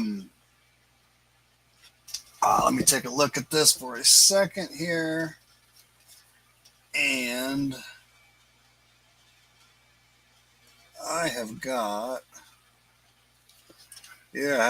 told you I've got some chicken scratch here, guys. So I'll be piggybacking here. I've got Halloween 2. All right, is your number 7? Is my number 7. Gotcha. And I agree with you. There's a hole there in the middle. But you touched on it all, dude. I love the ending. I love the blood tears. I love doing the gas thing and him holding his face and swinging that scalpel. God, I love that. I love it. I love him walking through the glass door. I love how he looks. He's a dirtied up, grungy Michael. Very, very grungy. Yeah. Yeah, dude. I so dig it. I dig Bud. The hot tub kill, the hammer to the back of the head. I dig it, dude. I dig his walk when he is walking to the hospital, bumping into the kids and kind of just doing his stroll there. That's kind of like one of them simple things that I just really do dig. And they kind of give you that back with 2018, when he's walking. But I really dig that, dude. And part 2 is a big go-to for me. I feel like it used to come on around Halloween a lot, like on AMC and stuff, but I absolutely love it. Oh yeah, my man. Hell yeah. My number 7, lucky 7. I'm going with Friday the 13th, part 3. This was, again, repeating myself for sure on this channel about this. But this was the first one that actually scared me at the end, with Jason being unmasked, looking through the window, scratching at the window, and running out the door for sure. Richard Brooker playing Jason. This one, he just turned Jason into a monster.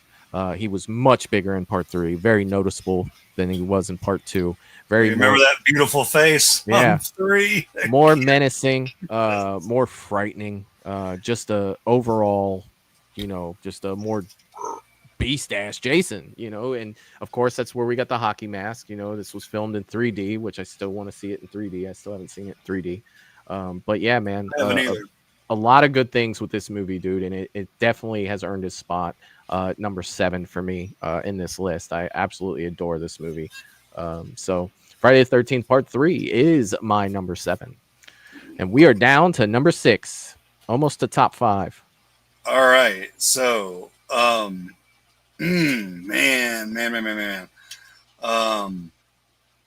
Oh. Okay, Michael. Shit, I just don't know, man. I'm questioning myself. I'm going to go with Halloween 2018. Thoroughly enjoy Halloween 2018. Oh yeah. I really do. I've talked about little things that do bug me in the film, but they are minor. I thought that the Lori was, I've talked about this, was a little just almost to me a little corny in a sense, how over the top she was with her house and her tricks and trap doors and everything. Yeah. But aside from those little things, man, just a phenomenal Halloween film, dude. Phenomenal. And main thing I want to say, we were introduced to James Jude Courtney, who was a blessing for us Halloween fans, dude. Oh yeah. In my opinion, he was a blessing, dude. He just had it down. He was made for that part, and he was literally around the age like that Michael should have been at this time, which I thought I still think is kind of crazy. Just how perfect he was for this film is kind of stupid. And then I was lucky enough, I got to meet him. I know you have too. And he's just even cooler in person. But I love this film, man. And it's like good from beginning to end. It is. And there is no hole. No. There really is no hole. No. So yeah. Doesn't have that long stretch. Like, come on, let's go. You know what I mean? Not. It doesn't. Yeah. It does not. My number 6, I'm going with Dream Warriors. Nightmare on Elm Street 3. This one for me is an absolute blast. I enjoy this. This is the first Nightmare movie where you actually have the group. Of course, they lose some along the way, but the group comes together, and there's more than one final person at the end. So you have Kristen, you have Joey, and you have Kincaid that actually make it out of this. Nancy comes back to lend them a hand, and it's freaking awesome. It kind of changed the game. It changed the game. Kristen had that ability to bring people into her dreams to where they actually could fight him together as a team, which I really enjoyed. This was one of the first movies I ever saw Lawrence Fishburne in, who at the time was Larry Fishburne, which was great. He did a great job. And, Robert, of course, they changed the game with everything. There was a lot of really cool shit in here. And I dig this movie. Definitely enough to put it at number 6. I'm sorry, I'm not going as long with these, you guys. I'm tired, and we have gone through a lot of movies. But you all see Dream Warriors, it is dope. But that's my number 6. I'm going with Nightmare on Elm Street 3, the Dream Warriors. Brother of a certain age is saying pulling himself off that noose was badass. Yes, in Friday 3, where he's at the bar. Oh. Dude, it's so fucking sick. So fucking yeah. sick. Yeah, dude. Like it was fucking great. Yes, it was. You'd be terrified. Oh yeah, man. Oh yeah. Russell giving his top 6 right there. He put them all together for us. Brother of a certain age is saying Michael dropping them teeth over the bathroom stall was diabolical. Dude, it was. It was. James is saying Dokken, Dream Warriors. Yes, love that song, man, for sure. All right, Matt, we are in the top 5. 5 for me is the OG Nightmare on Elm Street. Yeah. Love this movie, dude. You guys have seen it. If you haven't, shame on you. Go do that right now when this is over. Go just love it, man. I love it. So unique, so iconic, dude. It screamed 80s, dude. Robert Englund and Freddy Krueger just ruled the 80s. It's like when I think of the 80s, I think of Freddy Krueger and Hulk Hogan. That's just what comes to mind for me, dude. He was larger than life, man. And you just have to say someone isn't even a fan. Like you almost can't say that it wasn't at least original. Like it's so original. And it brought us another iconic character in the horror franchise that looked super badass. And like you said, can get you in your dreams. Like what's more terrifying? But so cool, dude. Oh yeah, man. Oh yeah, my top 5, dude. For my number 5, we're going into Friday the 13th, and I'm New Blood. You said a lot about this earlier, man. I absolutely love the look. I agree with you 100%. I agree that it does have that little space in it where you're just kind of like, let's keep it going. But I love the fact in this that Jason has a worthy adversary, you know, someone that can actually fight him. And that was like the closest thing up until that point of getting a Jason versus something, you know, like very modeled after Carrie. Lark Park Lincoln did a great job playing Tina and bringing that character into the Friday the 13th world the way that she did. I absolutely love this movie. Tina is one of my favorite final girls. She's right there, just right past Ginny with Friday the 13th for sure. Absolutely love her. She's fantastic. I dig this movie, man. This first appearance of Kane Hodder. You get some cool ass kills in this for sure. And yeah, that's my top five. Or that's my number 5 out of the top 5. Friday the 13th, part 7, for sure. I love it. I love it. Number 4. Number 4 for me, man, I'm going Halloween 6. Yeah, wow. I forgot that you had said Halloween 6 yet. I got you. I know it's high up there. Most of you are like, what is going on? But you guys know where I am with this movie. You know, I'm a fan, man. Michael is brutal. And by no means do I say, like, I'll say this again, am I a fan of the whole, you know, I'm not like, hell yeah, Cult of Thorn. Like, but I guess I don't let it bother me as much. I just look at the atmosphere, the look of Michael, the kills, the brutality, and all of that stuff's on point for me. And also grew up really watching this. It was the first one I was, you know, went to the theater to see. There's a lot of good memories there too. So, oh yeah, it's H6 for me. Even I was looking at it and I was like, damn, H6 beats the original Nightmare on Elm Street for you. And I was like, wow, yeah, that's madness. But dude, those memories hold attachments to things. You know, it's not always so much what you're seeing, more of the time that it reminds you of and the time that you actually watched it. Russell saying, what you gonna do, Freddie, when the largest pythons run wild on you, brother? My number 4, I'm going with Halloween 2018. I totally dig this movie. And I've said it before in the past for the people who haven't heard me say it. I feel like this was a return to form for Michael Myers. I feel like he was the shape again. He didn't have any connections to family or anything. He was just a blank, pale, emotionless face. With the blackest eyes, the devil's eyes. You know, he was back to that for me. And that's one of the reasons why I love this movie so much. No sister to chase, no niece to chase, no second cousins on the mother's side to chase. You know, it was just all about Michael doing Michael things in Haddonfield and not having any agenda whatsoever. Michael's one of those characters who can walk through a crowd of people and you just never know which one of them he's going to stab. You know what I mean? To whereas you look at Jason, you put Jason in a crowd of people, he's just going to start mowing people down. Hence Freddy versus Jason at the rave party. But Michael can be not interactive, but he can walk through groups of people and not just kill somebody. You see that in Halloween 2018, and you see it in Halloween 2 when he's on his way to the hospital. You know, he's just walking past people and he's walking with groups of people on his way to the hospital. But I love 2018. I feel like it kind of went back to the roots. Granted, I know it's not the perfect movie, but I absolutely love it. And that is my number 4, Halloween 2018. Matt, we are in the top 3. Oh, we are. We'll throw a wrench in with you guys tonight. And this is a new decision. A new discovery? This is a new discovery. Oh, shit. I'm trying to think of what's left for you. I'm going with Halloween 1. Oh, shit. Number 3. For number 3. I gotcha. And this is no disrespect to Halloween 1.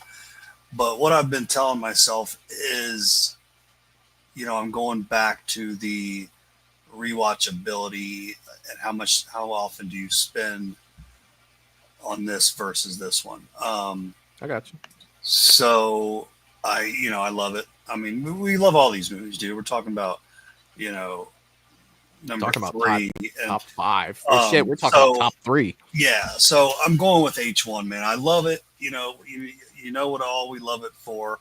And I thoroughly do. That said, it's lost a spot mainly strictly on how often I go to it, how often it is my go-to. So it's taken 3 for me today. I got you, man. Number 3 for me is the original Nightmare on Elm Street. This movie's absolutely freaking fantastic. Like I said, I just rewatched the whole run of these movies a week before last. I had a blast doing it. Prior, I had Dream Warriors ahead of this, but on rewatch, it changed back. Like we talk about, these things change for us all the time. And the mere fact that they can change after 30, 40 years is freaking amazing, and attests to how much we love these movies and how much we go back to the bank and watch them, which is fantastic. You guys know what Nightmare on Elm Street 1's all about. Wes Craven's the masterpiece in my mind. It's freaking fantastic. If you haven't seen it, good God, man, go watch it, like right now, seriously. This movie, dude, it did so many things right. It gave us a whole nother type of scary than we were used to. It focuses on our most vulnerable moments in our lives, and that's the most dangerous time. Freddy will break you down mentally, psychically, and then he will kill you. Like that's just how it freaking works with him. And everybody has to sleep. There's no getting away from him. There's no bending a corner. There's no getting in a car that actually runs and leaving the camp or taking a flight out of Haddonfield. There is no getting away from Freddy because he will follow you in your sleep. And it's genius and it's fantastic. And A Nightmare on Elm Street 3, or A Nightmare on Elm Street, is my number 3 on this list tonight. All right, Matt, top 2, number 2. These can change. These can change, guys. These can change all the damn time. All the damn time. Yeah. I'm doing some. Number 2 for me, Rob Zombie's Halloween 1. Oh, shit. That's number 2? It's number 2. Whoa, you threw it. Hey, one of the mods let me borrow that blue wrench because Matt just threw one at me. I did not see this coming. I didn't either. Hear me out. I think I got my fill of it for a minute, guys. I really do. Like, honestly, I don't want to watch it right now. Like, and I know I love this movie. Yeah. You know, I do love this movie, but I think I've got my fill.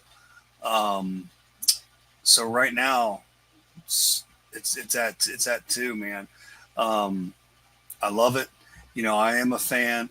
I understand everything that you say that you dislike about this movie. I totally get it. I do. I totally get it. And there's some things I'd even like with the question, you know, back to the question about the family. Like, I didn't really even think about it until that was asked. I didn't really like how, you know, nasty and dirty the family was, but Rob Zombie did it so well. But it also kind of would have been cool. And I really didn't think about this till tonight. Like, what if, like, he was in a normal family? Like, how would they do that? You know, and he's just, you know, a bad seed, and because that'd be an interesting way to look at it as well. But hence Halloween 1. That's what it was, the original. Right, but if we saw more of the interaction, the kind of thing, you know what I mean? You. Like, how would that have been? You know, his dad waking up when he'd been, you know, whistling Dixie, making him pancakes, you know, right, instead of cussing like a freaking dirty ass, like, you know. Halloween, Rob Zombie's Halloween 1, man. Oh yeah, dude. Number 2. Number 2 for me, Ted, Where's the Motherfucking Corkscrew? I am going with number 4, dude. This to me is Friday the 13th. This is Ted White is fantastic. Granted, not my favorite Jason, but he is up there, man. Probably my second favorite Jason. Looking at anytime someone says Jason Voorhees, him and Kane Hodder come to my mind. This was the movie that got away from me. I wasn't allowed to go to the theater to see this movie, and I had to listen to how awesome it was from the kids in the neighborhood that were older than me tell me things about it, and their description was god awful, by the way. And still to this day, I think about how they told me what this movie was about. One of my neighbors told me, well, there was this kid and he needed a haircut, and then he cut his own hair to fool Jason, and it was awesome. That was definitely one of the descriptions I got, to where I'm like, what the fuck are you talking about? You know, at my age of fucking 7 years old, to just be like, are you fucking serious right now? Like, this is all you're giving me? But my father did rent the movie when I was younger, when it came out on VHS, and we did watch it, which I absolutely loved it. And I don't know if I loved it so much because it was something I couldn't see with everyone else, and I was happy that I finally got it. But I had grown to love this movie even more in my adult years. And to me, this will always be Friday the 13th. It's absolutely freaking fantastic. I love it. It's number 2 on my list. It is absolutely number 2 on my list for sure. Matt, we have hit number 1. And I asked for the wrench from the mods, and the mods were nice enough to give me the wrenches because I got a wrench thrown at me. They're so good. You guys are so freaking awesome. Number 1, guys, I've just grown to thoroughly enjoy watching this movie, man. It does a little bit of everything for me. It takes me back a little bit. It's fun. I love the nostalgia. I'm going with Friday the 13th Part 3. Oh, shit. That's an awesome watch, man. It is, man. And I love his look. I mean, look at me. I've got him on each side of me. You do. Statue. It's like, if you didn't mention it, I was going to. And that wasn't even on purpose. But, man, that's something about it, man. And then when you brought it up, how it impacted you the same, that ending scene and how creepy he was. I thought it was cool that we both shared that. Yeah. It frightened me too, man. Like, and I never was like super easily frightened. Jump scares can get me where I'm, right. But as far as like just really truly almost just being like unnerved and terrified, it doesn't happen that often. But that did it, dude. He was so, kind of just like tapping on the, he's making a hissing noise too.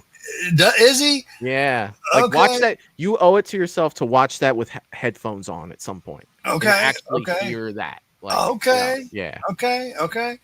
Yeah, it sounds terrifying. And the ending, like, I love his look. I love his look. It's the perfect Jason look for me. But that ending, dude, like, just like he said, pulling himself up, showing the face and everything, like, and raising the arms up with the axe, how iconic that is. Just everything about it, dude. And I feel like my watchability on that is like at a super high right now too. So for me, man, tonight, number 1, man, is Friday 3's taking it. Tonight's the night. Who would have thought that your number 1 tonight would have been Friday the 13th, and my number 1 would have been Halloween, 1978, my first slasher I ever saw, the one that started it all for me. This to me is second to none for the mere fact that you genuinely have the Shape in this movie, in the original incarnation of the Shape. And I've always said this, this movie is just about 50 years old. We're about 4 years shy of 50 years old for this movie. And there's still questions to be asked. And I definitely want to do a stream on that because I have a few new questions watching this that have come up after 46 years. I'm still looking at this from different ways. And I can't wait to do that. But like I've always said, man, the music is a character in this movie. The tone that it sets is just unfreaking believable. You take the music out of this movie isn't half as good as it is. I will openly say that, dude. If you were to just listen to this on mute, you'd kind of just be like, oh, what the hell? You know what I mean? But the music makes all of this.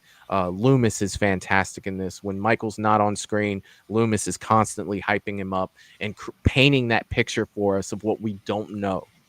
And that's amazing. And I think that's one of the things that added so much to the mystery of Michael, because all we saw of him was him kill his sister. He goes away, he gets in a car, and he takes off. And you've got this guy, this doctor, someone who's very well educated, walking around saying all these crazy ass things that you would never hear a medical person say, talking about the blackest eyes, the devil's eyes. How often would you hear somebody in a medical field talking about the devil, right? That's crazy in itself. So he's painting this picture, and every time we see him, it's like, oh shit, that's what he's talking about. Oh shit, like that blank face, man. There's no emotion, there's no nothing. He's just there. And I absolutely love this movie. I'll always love this movie. It's just my number one. Even though Friday the 13th is my favorite slasher series, game recognizes game, and I still think that Halloween 1978 is the best slasher movie of all time, and I doubt that'll ever freaking change. For sure. Brother from a certain age is saying, and the Undertaker stole the Michael Myers sit up. Yes, he did. That's 100%. 100 freaking percent it is.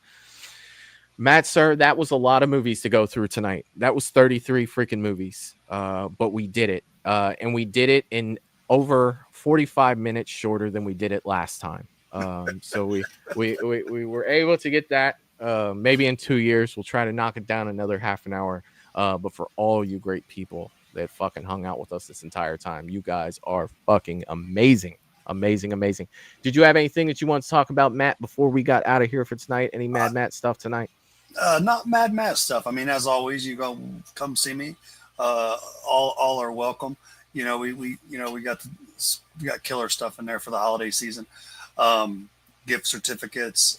We do the layaway. You name it. We can hook you up. But that aside, I just want to wish everyone a Merry Christmas. I won't be here for a little bit. I gotta switch my work schedule for the next few weeks due to the holiday. But yes, I do. I want to wish you all a very, very happy holiday season. Dude, this was fun. It's always fun. When I come back in a couple of weeks, I'll be ready to rock and roll. I'll be missing you guys so much. But have a Merry Christmas. Get up with as much of your family as possible. Tell those loved ones that you love them for sure. But that's all I got, man. Well, I'll just say this.